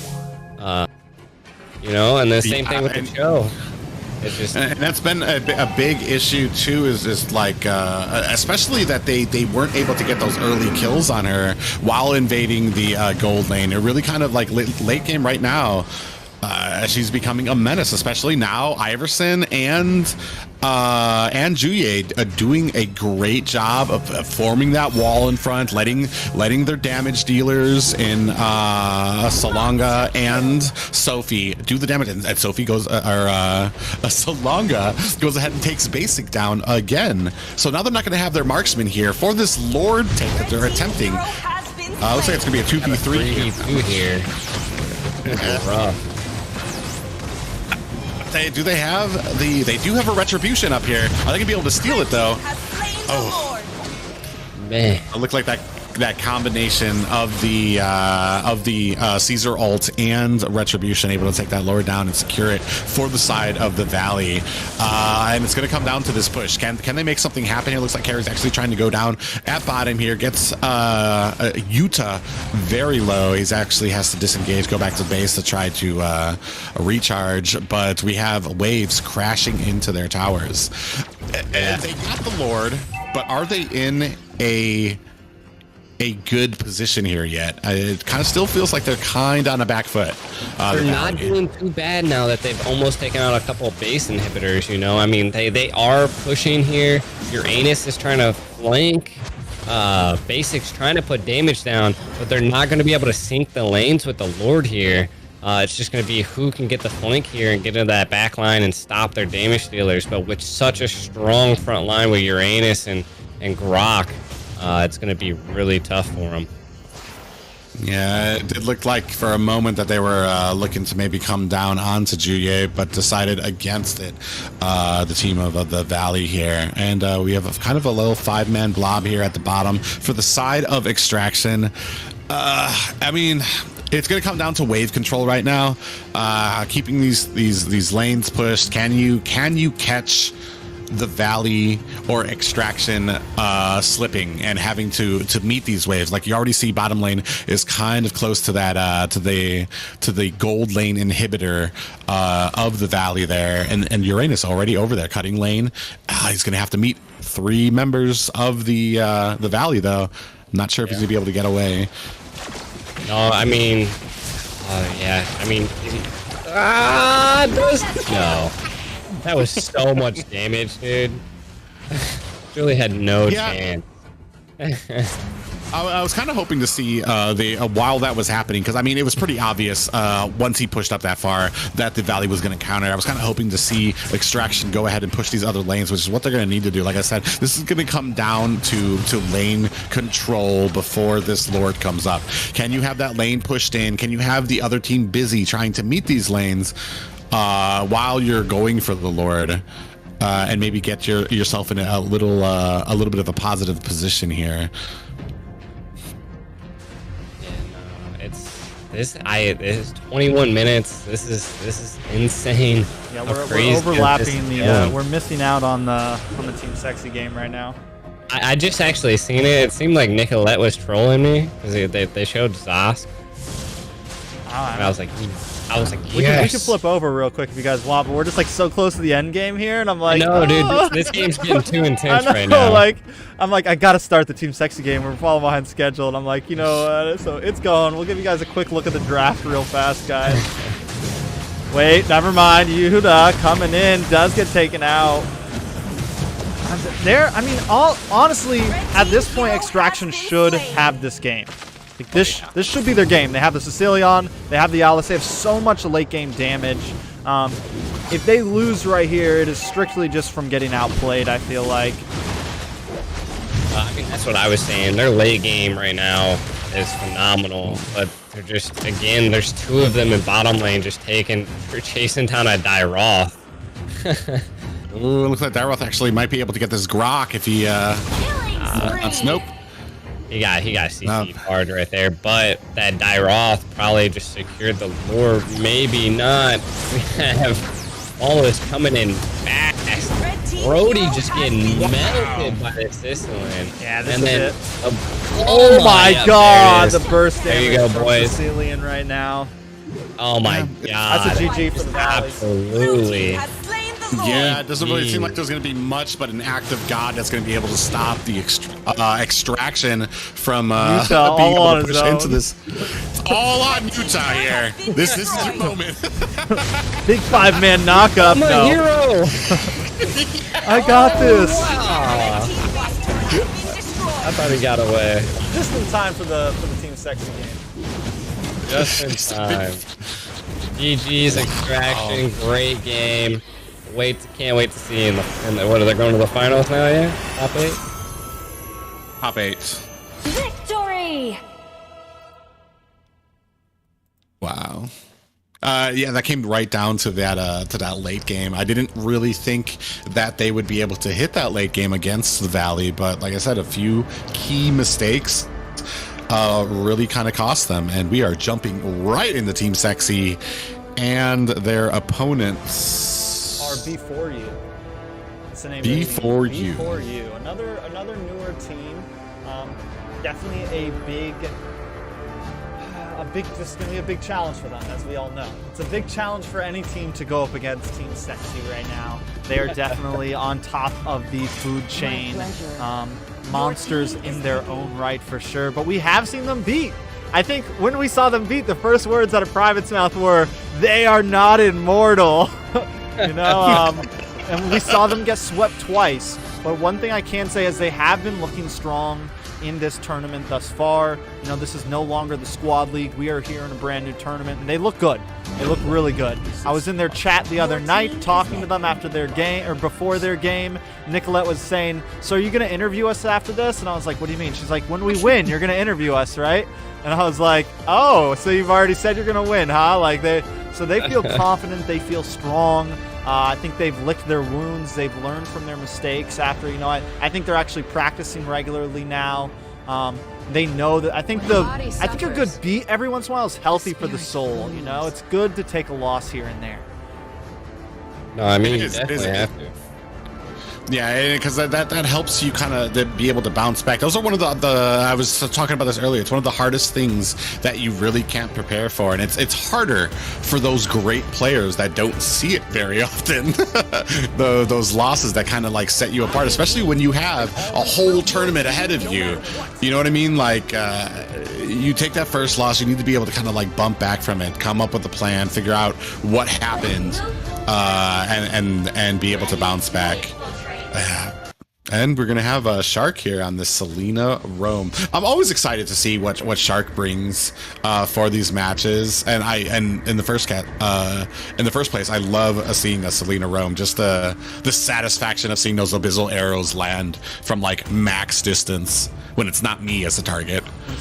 And I haven't But it's always not you, huh? I haven't seen Shark pick up the Selena that much. It's a very rare occasion for him.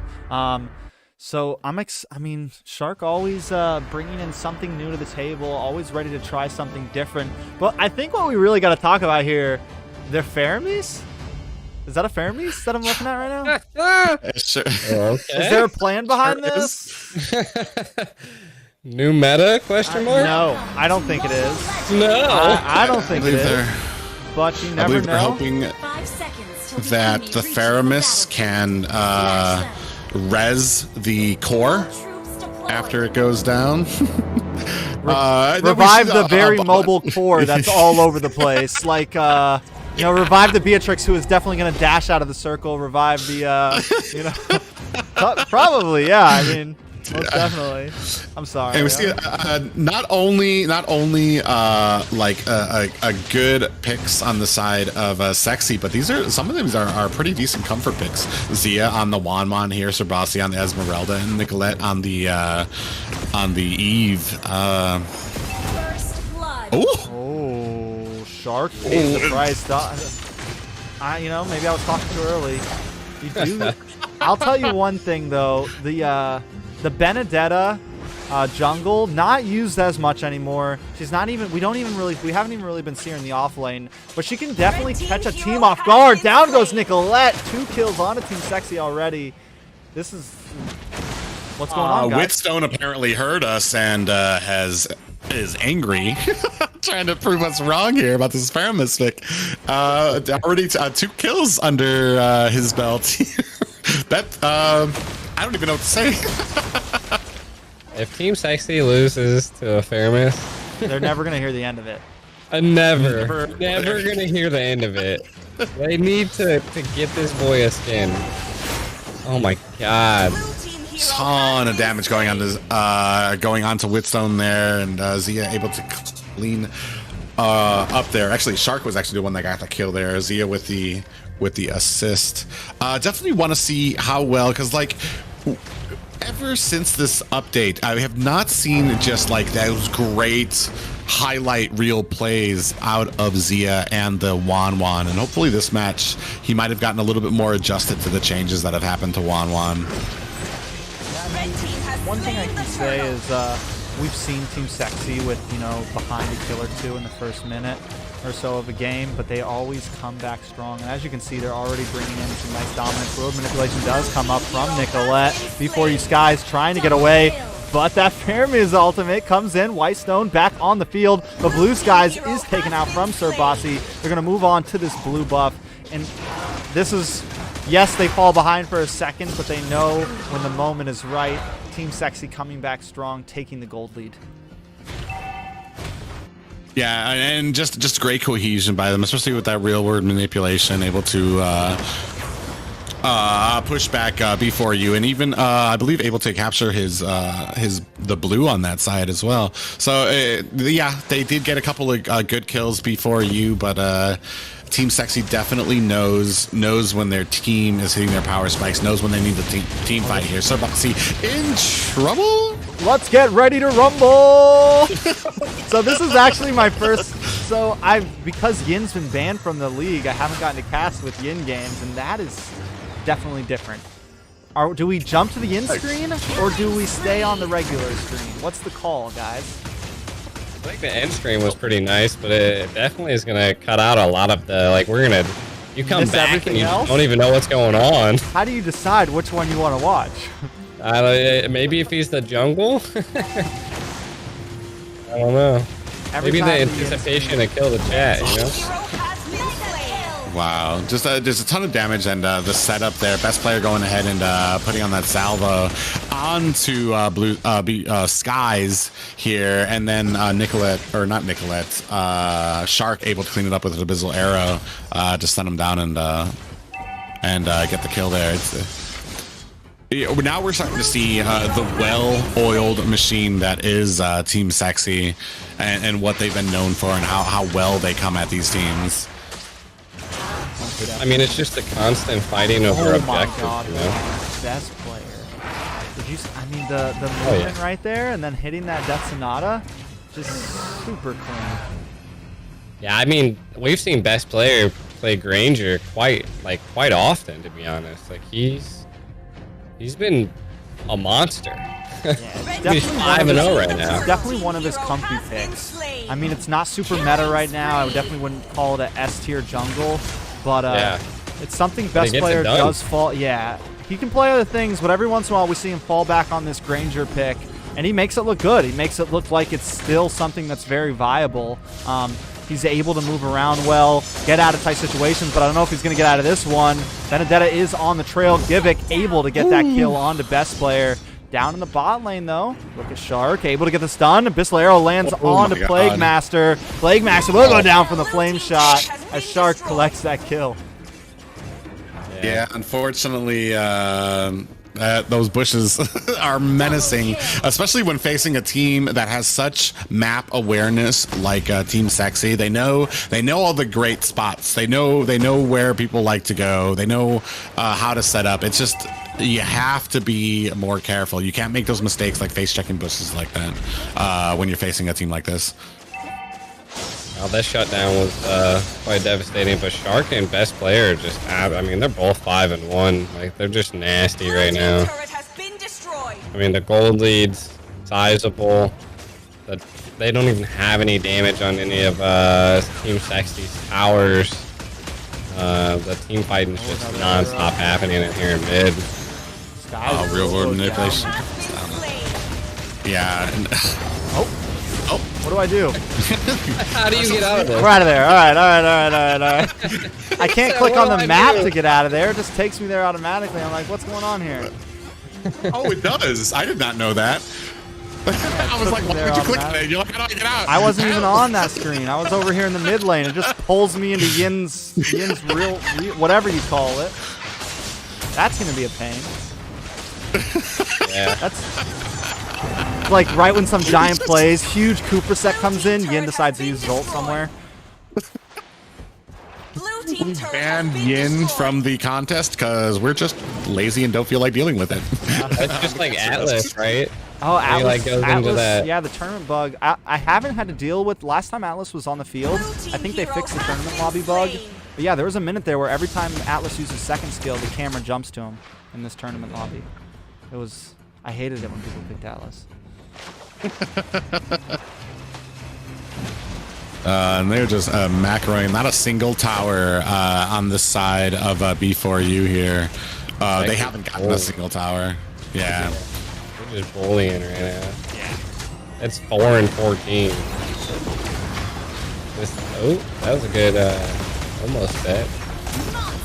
Oh, we do get the revive though on the B4U Skies, but just not really able to do anything with it. The rest of the circle around. You're gonna take that inhibitor down and just steamroll. You know, they're not even going back for the turtle at this point. Destinata coming in, doing some nice damage. Sir Bossy able to help Stark get that kill. Givik trying to respond back, does get the kill on the best player, but he's gonna go down for that as Shark catches him under the tower. Yeah, and I was kind of thinking this when I saw. I mean, one thing about Team Sexy is like I was like, when they took those losses, I'm like, I would hate to be their first few opponents in NACT because you know they're going to come here strong. You know they're going to come with a plan, and they're not going to be trying to make those same mistakes that they did against Area 77 and. Insomniacs, and they're showing it here. The cohesion, the objective focus. It's just way overwhelming, and then even in the draft here too. I mean, the ultimate. The ultimate. We've all been wondering if I take the side angle with the Wan ultimate, does it follow her into the sky? Well, the best time to test it. This is the best time to test it. When we're just chill. You know, when we're chill. Chill. I don't even know if you're gonna be able to get to it. Come on, use the ultimate. Bring out that. Bring out that bow. Bring out that bow. It's coming. Oh, come on, Zia. Bow. Jesus, you got 1 HP. That's it. They're gonna go ahead and clean this up. I think Team Sexy has been disqualified for not using the bow ultimate on their 1-1. Yeah, he could have like a new rule. He just didn't do it. Oh gosh, very dominant performance by Team Sexy. Wow. And I mean, it was pretty evident from the draft. I mean, I really didn't see a way out, especially with this Faramis pick. Like, I mean, it's good when you've got an even team and you're going to be able to fight over those objectives. But other than that, I mean, when you're defending, there's not much you're going to be able to do. That was definitely fast. 9 minutes. The chat, and I hate to say things like this also, but I feel like that was just a team that kind of slipped through the cracks a little bit. I mean, you're going against, it's not like they're just going against, like, I mean, they did win some games, but, like, and it's true, you're going against literally, like, one of the teams that are playing to possibly win this whole thing, you know?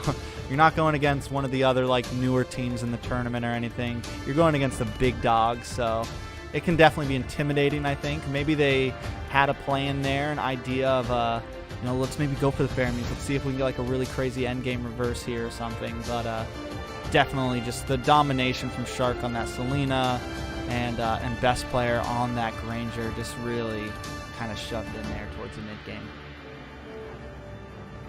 Yeah, and then It kind of comes down to, especially, it's going to come down to experience. Good to be for you for making it this far, because they won a match already to get this far. But when you unfortunately having to go against Team Sexy, who is very much trying to make an impact here at the NACT, and like you said, very confident, and wanting the confidence of telling you that are you going to interview us after we win? So definitely gonna have their sights honed in. I definitely am eager to see what they bring in the next few days, this Friday, Saturday, and Sunday. Definitely. We are going to jump because we're getting these next two teams readied up. So we're going to jump to a quick waiting screen so we can do it calmly and peacefully. We're having a few tech difficulties with some of the guys in the VCs. So we'll be back in just a few minutes for possibly the last game of the night.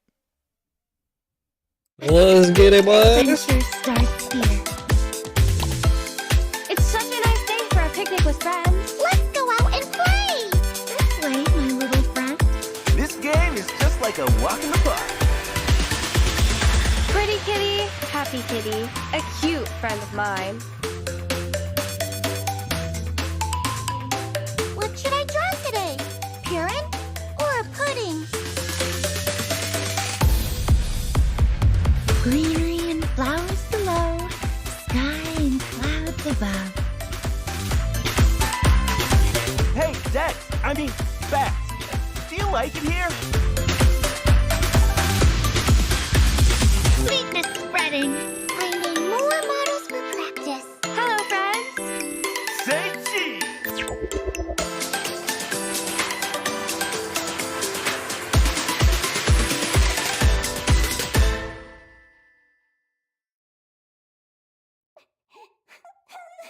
Poor little Melissa.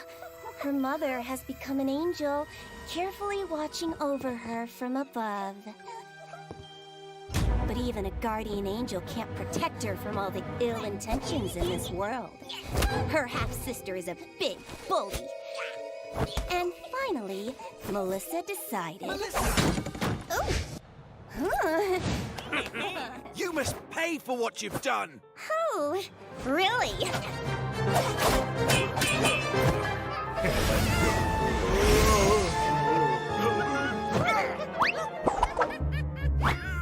Avenge me! Get ready, guys.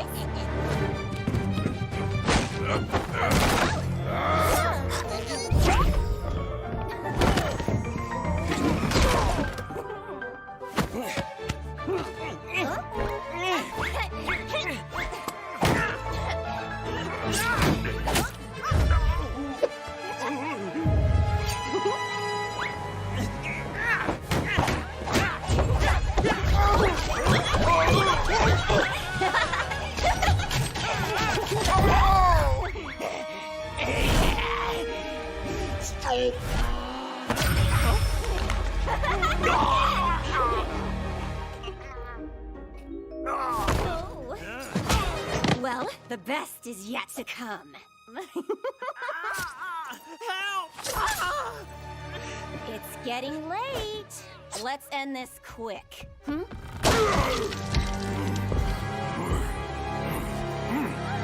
Let them go! Otherwise, I will kill her! Now, you're working my last nerve. Aha! Here it is!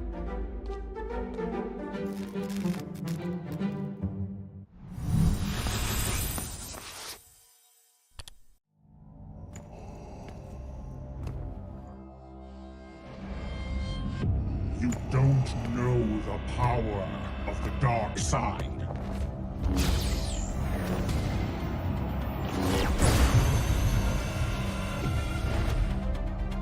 May the Force be with you.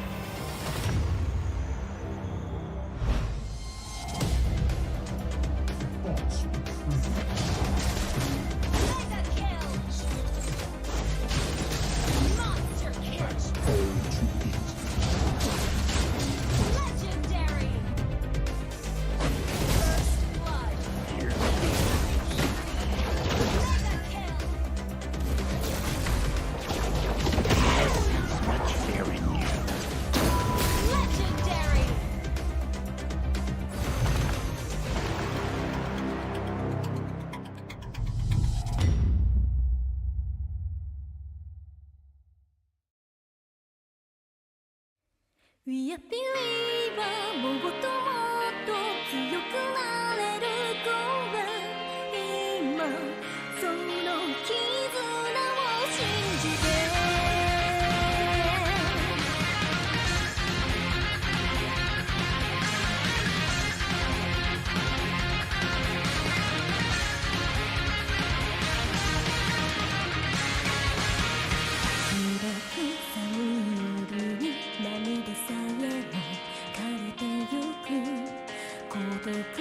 心に縛るジレンマに潰されそう自分じゃわからないリアルで確かな強さは弱さを認め合うことでその扉開き出す僕ら未来のために誓う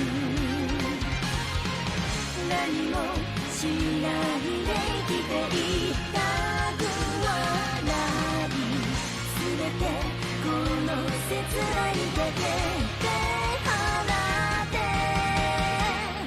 We are believer その光掴んで For century もう迷ったりはしない立ち止まりはしない Never lose Become brave 時を越え明日が really life of friends 今希望の旗を立てて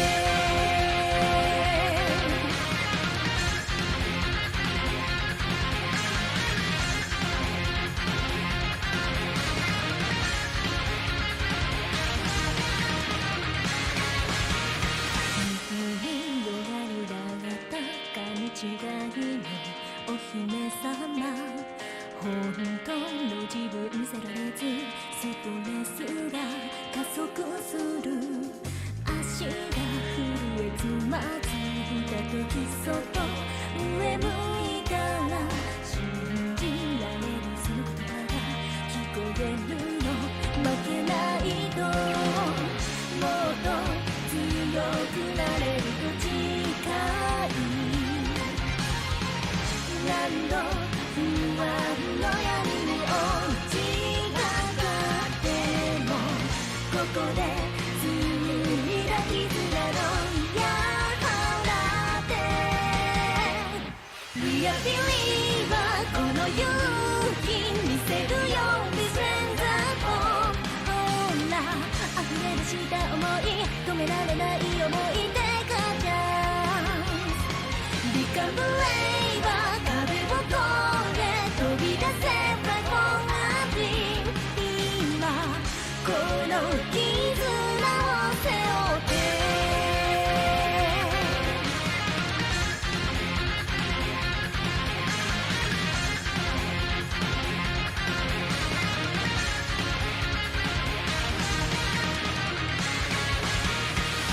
僕ら未来のために誓う何もしないで生きていたくはない全てこの切なにかけて放って We are believer その光掴んで For century もう迷ったりはしない立ち止まりはしない Never lose Become brave 時を越え明日が Really life of friends 今希望の旗を立てて We are believer この勇気見せるよ We stand up ほら溢れ出した想い止められない想いでかちゃBecome brave 壁を越え飛び出せ Fight for a dream 今この絆を背負って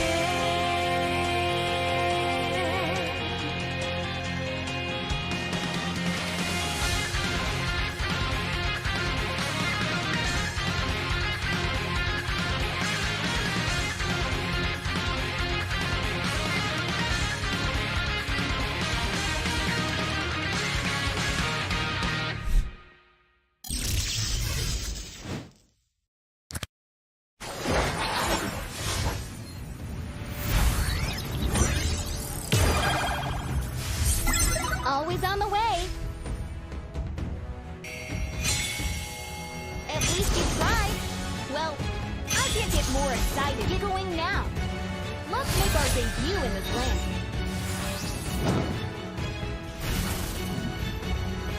I can be faster.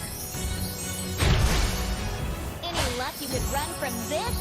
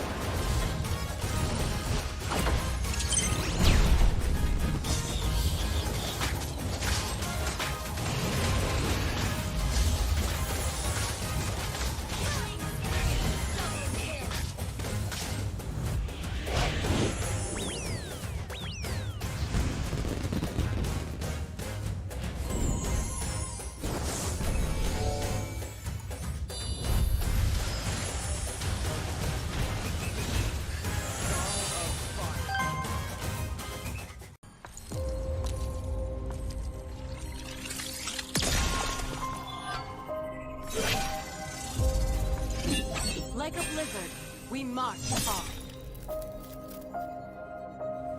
We will survive! Ha! Ha! Taste the frostbite! Back off! The snow shall rain. Taste legendary!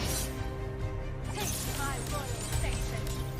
Taste my royal heritage under attack! Imperial justice! Imperial justice! Leaving commission!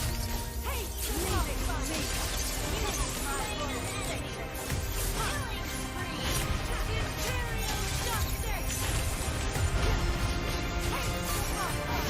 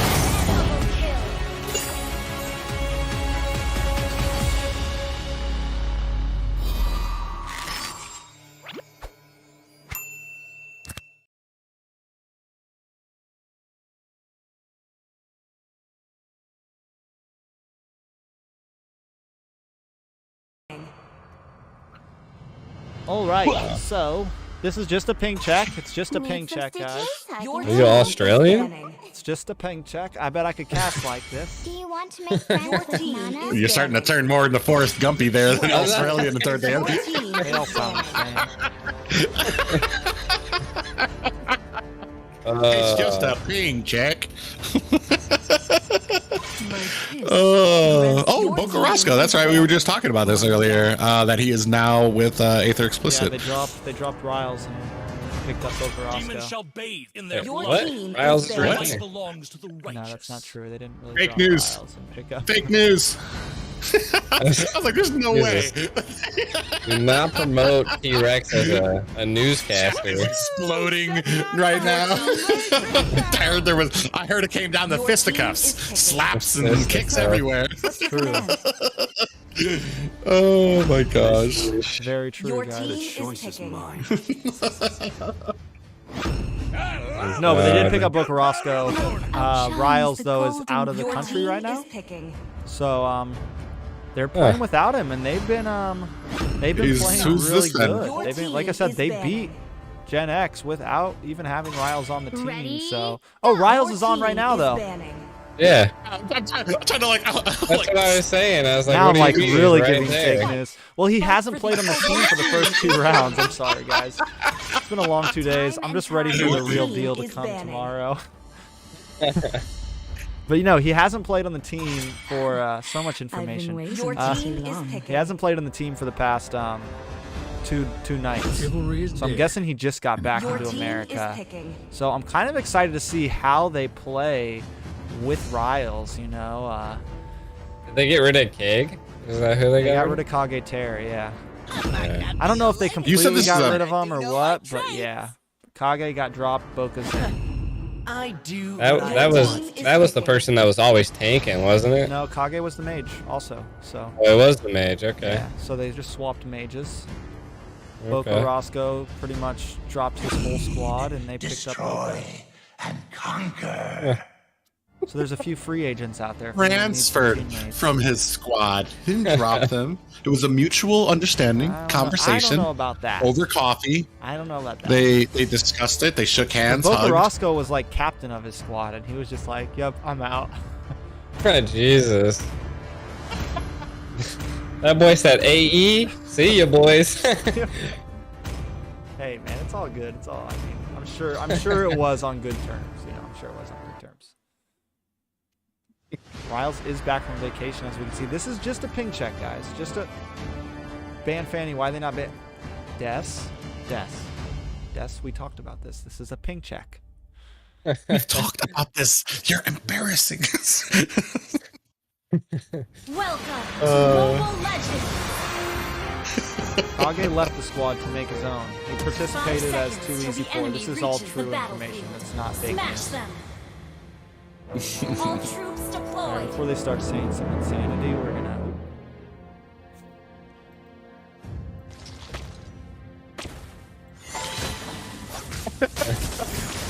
They said bad.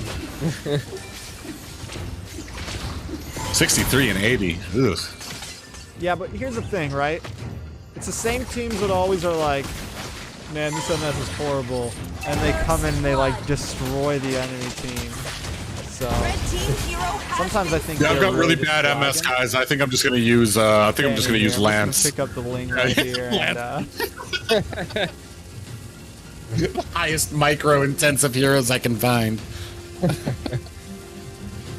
Jesus. Double kill. blue team hero has been slain. all right, this game will be starting. Boom, boom, boom, Last chill one of boom. the night, guys. Last chill one of the night. I swear. Victory. Last chill one? Yeah. Last Now we chill gotta bring the one of real night. energy. Right? Then he like drops a bomb on us that the tournament's starting here in the next hour. We're the casters and we I'm like, didn't even know. Oh yeah, we're actually gonna be jumping straight into the rest of the games tonight. You better go put on a new pair of pants. What? You wear pants? Oh, okay. I didn't get the He said memo, it was sorry. a chill. He said it was a chill stream. Listen.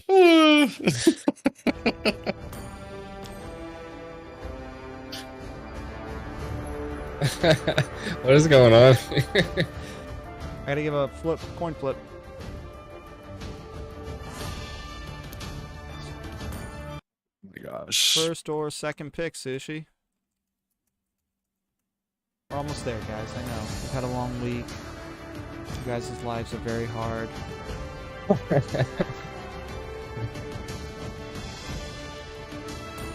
That's just the baby speaking right now. He's Rex is grumpy. Yes, Rex is grumpy. Team is banning. I'm gonna take it all out. That and cast cheese- it up this that game. cheese I'm you going in guy this is game. not, I'll let you guys know I'm going in this game, okay?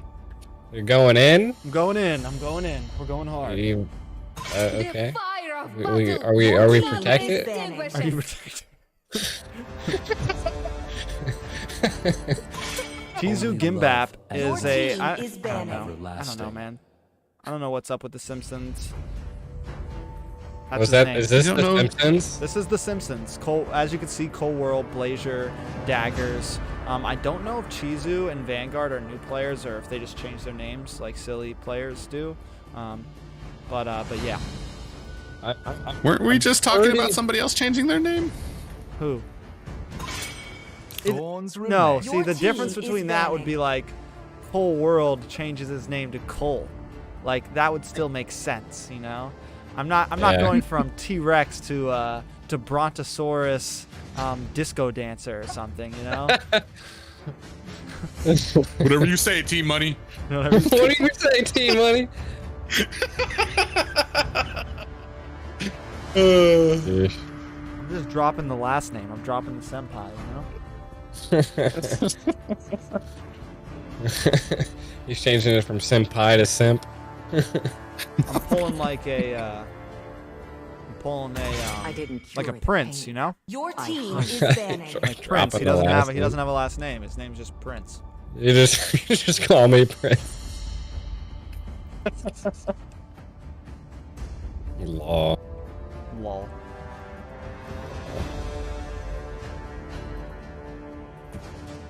Toy Rex? Oof.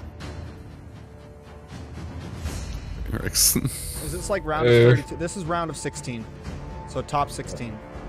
Oh, Jesus. After this, it'll be nothing but the real deals. This is when, after tonight, we'll actually jump into the actual tournament stream. It won't just be a Yeah, that'd be hangout neat. stream like this, you know. I'll be yelling in your ears. G the Akayo Your will be team yelling. is banning. And Things like mispronouncing. Bidop and See, I wasn't gonna say. I wasn't gonna take it there, but I feel like I've picked on you enough tonight. Private will put his bow tie on. This man tried to show up in a jacuzzi tonight. I was like, listen, bro. I this isn't a tried. jacuzzi." It's like, I thought it was chill. I thought it was formal. I'm like, yes, but come on. A jacuzzi, bro. Oh. Jesus Christ. So some people, man, The right? night sky tells all. Your team is picking. You never know the life of a potato. So this is a game. So back to the game. This is a game that I'm actually. I think this is probably one of the most fair matches we've watched. Right here, like these are both teams that almost could have made it into the playoffs of the NASL. They both were a point. They were tied in the same. They had the same win losses, same points. They were like tied in the bracket. Neither of them were able to. Deuce Knights beat them out of the number 6 position. But I just feel like both of these teams are definitely like similar skill level, you know? I'm really upset that this game is only a best of 1 right here because I really believe it could go any way, anytime. Kindness is the surest Your path team is to picking. Yep, ruination. and going ahead and scooping up that Yuzong, gonna go ahead and probably ward off any of those late to distant Swords run. mages on their side, but they go ahead and pick up Lilia on the side of Simpsons here. Such a strong pick. I think we were talking about it earlier. That Croc has been a menace. I'm not sure. Your team is banning. So here's my thinking too. As soon as you're going to have some really good positioning on the side of Bokorosca here to be able to pull off this feathered airstrike without having that wild charge come for you. Because, I mean, there's nothing that stops a wild charge, right? Or I think Tigreal's push does. I think so. Your team But is what I think banning. we're gonna see is a Edith right here. So, and I'm only saying this because earlier, or some sort of nice CC tank. I think the Edith may be what Blink picks up here. They were using it early on in the combo of the Edith, and then Feathered Airstrike comes down to the double CC combo, and now on top of that, Riles also with the Ling to bring down that Tempest of Blades. I really got a feeling we're going to see the Edith on the side of Aether Explicit here. Which, as long as, I mean, that's a long distance for a Grok to close to a to a Farza, you know? Like, even with that ultimate, he's got to, like, walk through at least one shot. Then he can use the ultimate. Does the wall stop the feathered airstrike? Don't think so. It should. It should, because it stops. Right? Yeah, it stops Lolita's Luminal Blast. It stops. It does stop Yeeve's real world manipulation. Every time I play against a Grok, I'm pinned against a wall like a 2-year-old and just beat up. That sucks. You beating up a lot of 2-year-olds against the wall? Yeah, bro. No, I'm a 2-year-old. Pushed up against the wall like a 2-year-old and beat up. You got some issues in the past, man? Do we need to turn this into a therapy session? Listen, every time I'm a mage and there's a Grok, dude, it's a bad day. It's not a fun experience. Preschool was a rough time. It was a rough time. G's been having PTSD this whole stream. Dude, every time I see a Grok, bro, I just curl up in a ball.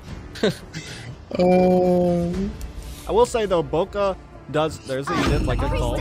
I will say that Boca does know his way around a Farza. Like, he was a global Farza for a while. It's one of his comfortable picks. And whether there's like more popular mages nowadays, I think a Farza is always a decent pick, man. The wave clear, if you do fall behind in the early game, it has a nice defensive siege, you know.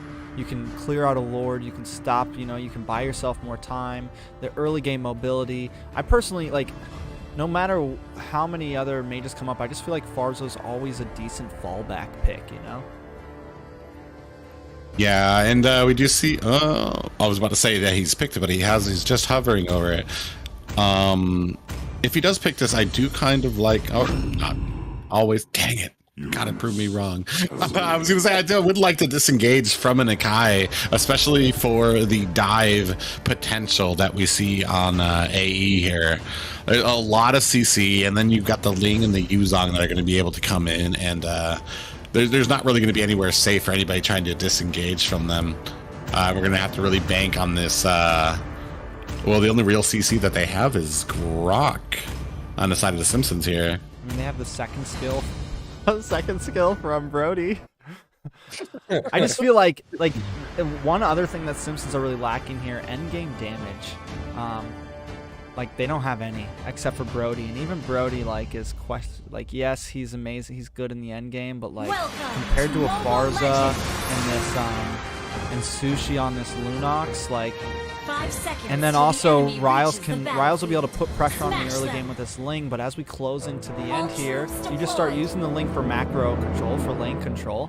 I personally really like AE's draft a lot more than the Simpsons right now. Oh yeah, me too. There's a lot less win conditions on the Simpsons here. You're gonna have to get in early and keep that advantage, and probably try to close this up early if you have any chance of winning. There's gonna need to be a lot of pressure on from them. Coming on into this jungle and onto the Riles. Vanguard playing a little careful, but gotta be careful of that Farza damage in the early game. Blink also taking damage though from the Lilia, and I think both of them nice early game mages. I would say Lilia definitely has a much stronger early game, a bit of a better wave clear. The thing about Boca, once he hits that level 4, I'm hoping to see some nice rotations around the map. Hitting those feather airstrikes, possibly putting some pressure on this gold lane to help Sushi out. Yeah, they were able to go ahead. The Simpsons were able to go ahead and grab up that Litho Wanderer. It looked like Cold World was trying to go for that red, but decided to disengage from that once he saw that they weren't actually able to put too much more pressure onto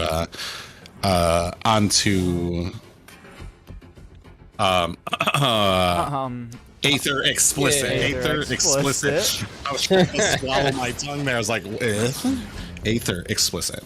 I think I rub off on people, apparently. Yeah, I shouldn't have let you guys hang out all night. Corrupting the new master.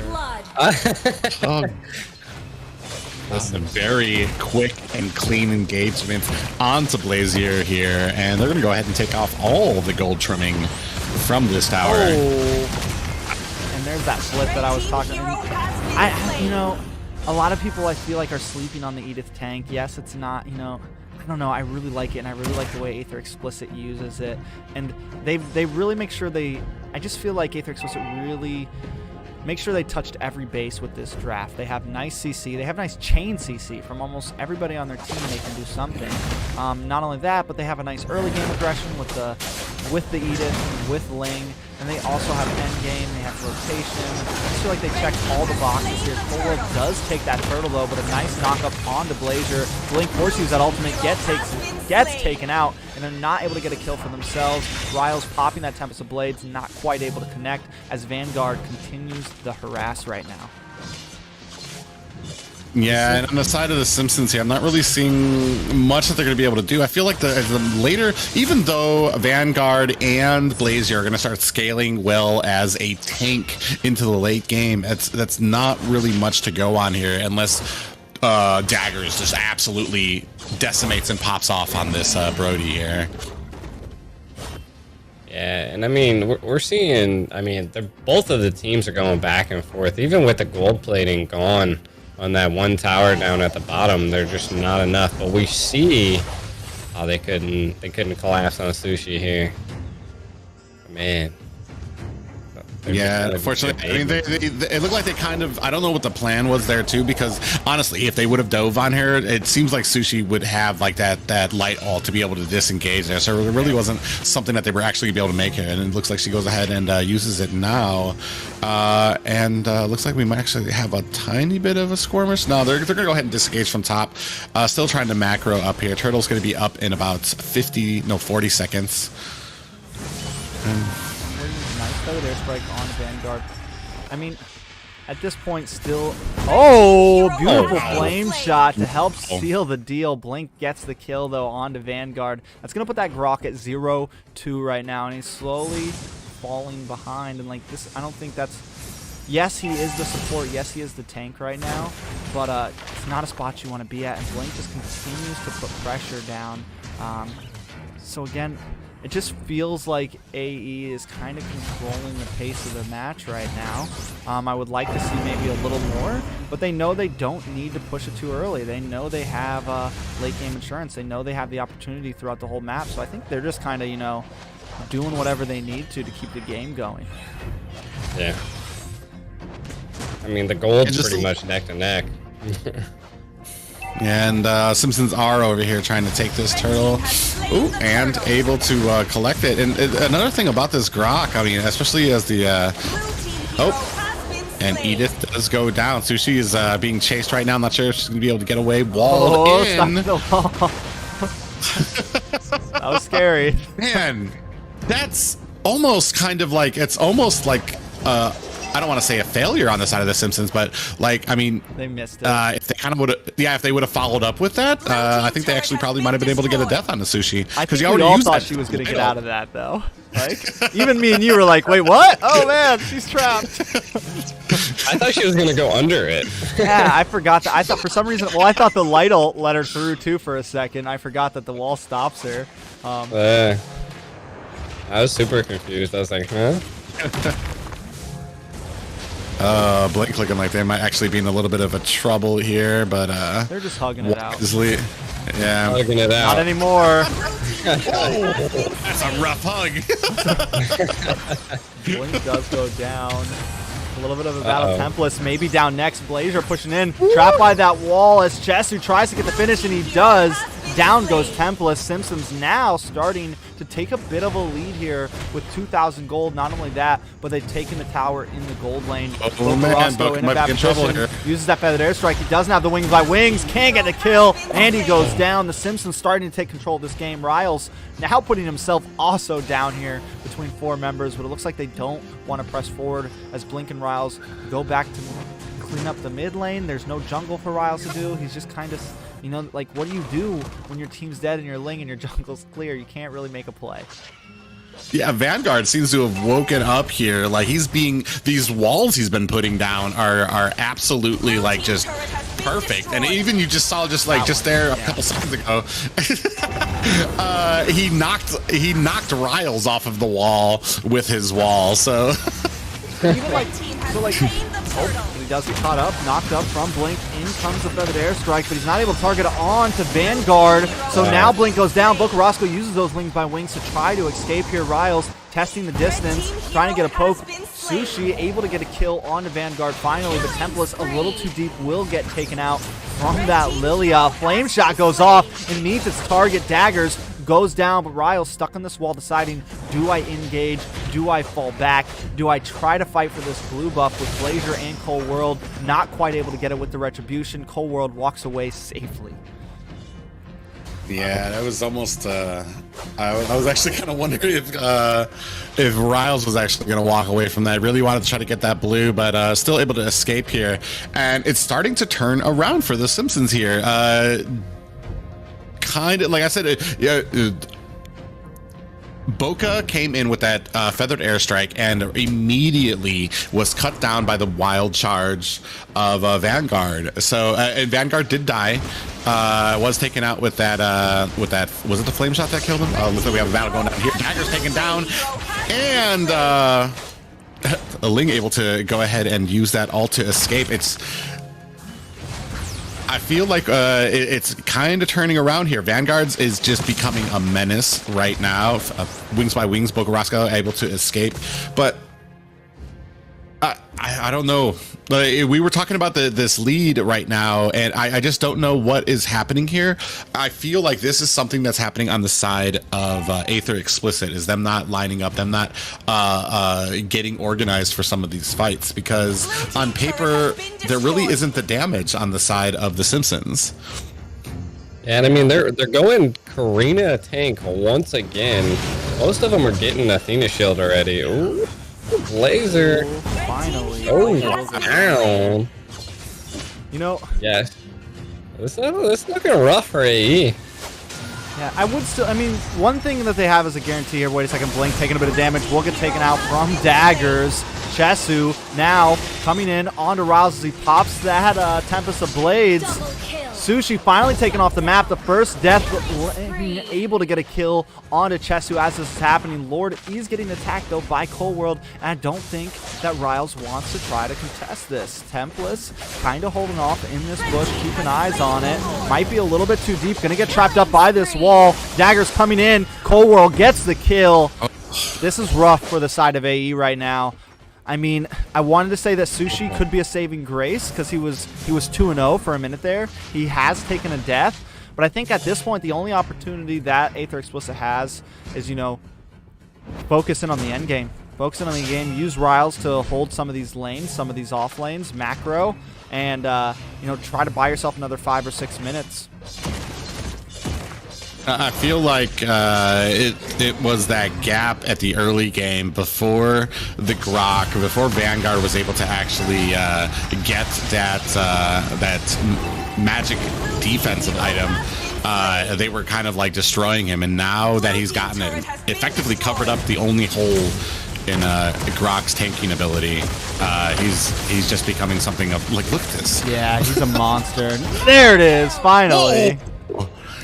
The flame shot from Boca's, I got to give it to him. They come in clutch. I was just about to say, he's been that sniper with these flame shots. He's just always there, always ready, waiting for that low health hero. It's seeming like the Edith is just falling off.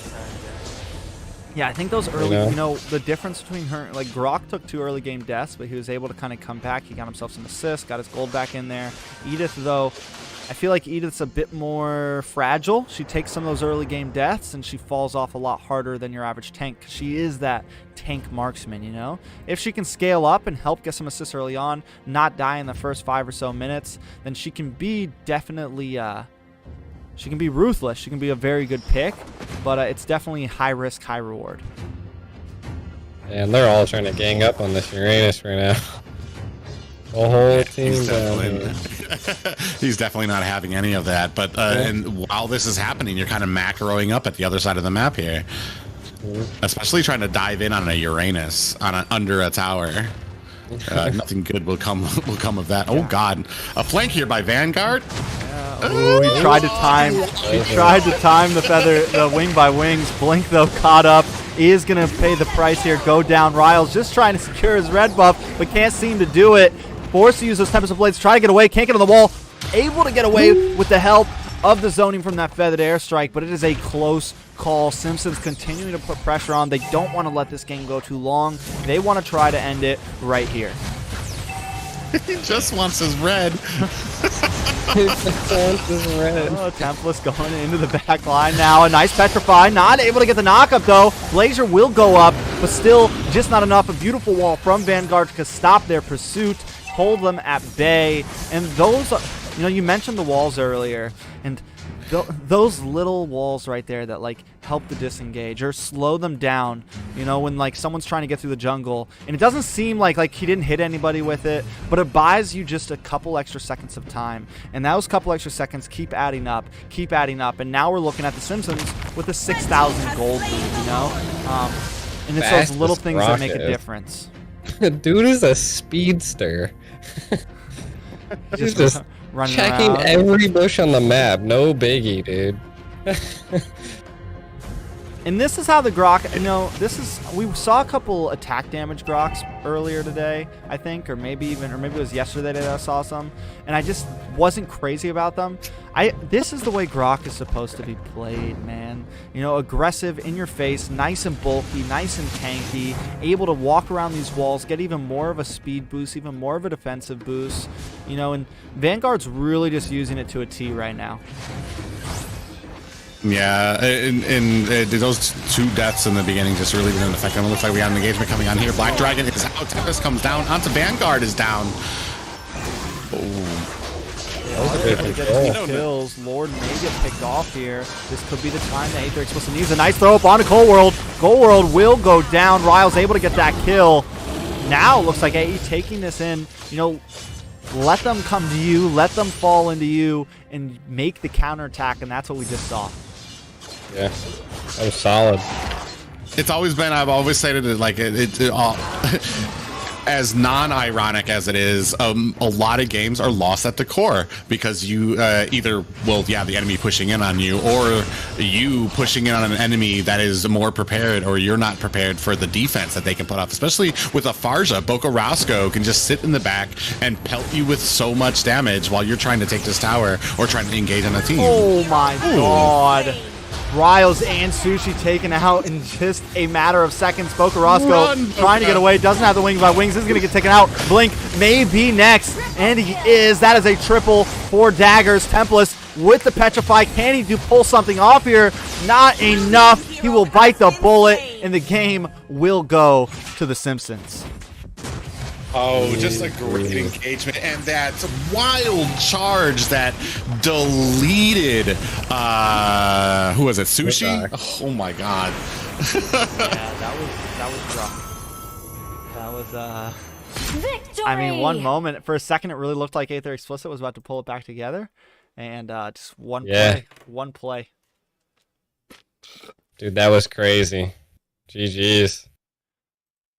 Yeah, you were talking about this Edith as well, and in the early game there was a lot of CC there, a lot of ability on the side of Aether Explicit to go ahead and pounce on those opportunities made by Edith. But as we started getting further into the game, mid game into the late, with Grok started scaling up, and then you had the damage from Cole here. I mean, even. Not the damage from Cole, from Daggers and Chizu. It just was becoming way too much for Aether Explicit, and I'm not even sure what they could have done different. Felt like their comp was decent, except like Boca played Farja very well. Those flame shots were on point. The damage was there. It's just, like I said, the wild charge and standing still with these types of opponents. I think it also comes down to, like, games nowadays need marksmen. Like, you need a solid carry. Yes, Lunox is good in the gold lane, but very situational. Not having that marksman. I think if you put the Lunox into the gold lane, you need to, you got to have like the YSS as your jump. You got to have something a bit more ranged. Lunox is I think she is a great gold laner, but the problem is the whole team, the only range they had was Boca Roscoe, really. Everyone else was super dive, and every time everyone else went in, Boca's caught on his own. Yeah, and that's unfortunate. As I was about to say, like Boca being the damage, the only ranged here, just put this big target on his back. So, and there was nothing they could really do. They didn't really have too much in disengage for Boca there either. So, I mean, a great game played by both. And I just, I'm such a fan of Grok. I love. I was getting a little Grok. he had a. While Daggers and Shizu, great damage and great plays by them, Grok, I felt like there was just something after those 2 deaths in the beginning, just those walls started coming in clutch, that wild charge. It really put Aether Explicit on their back foot there. It made it really rough for him. Well, that is going to be it, guys. Thank you, everyone, for watching tonight. Thank you guys for hanging out, G in private. We had a lot of fun. No problem. Always. With some of the slight tech issues here and there. It starts tomorrow, doesn't it? The real deal's tomorrow. Remember, guys, we were just hanging out tonight. That's why it was a lot more chill, more laid back. Not as serious. It was chill, I swear. Private and G are like, I hate you, Trex. I'm literally about to go buy Grok. All right, guys. Thank you, everyone, for watching tonight. We'll see you guys tomorrow on this channel and on the Facebook North America Mobile Legends channel. So feel free to tune in wherever you want, and we'll see you guys in the draft. See you then. Cheers.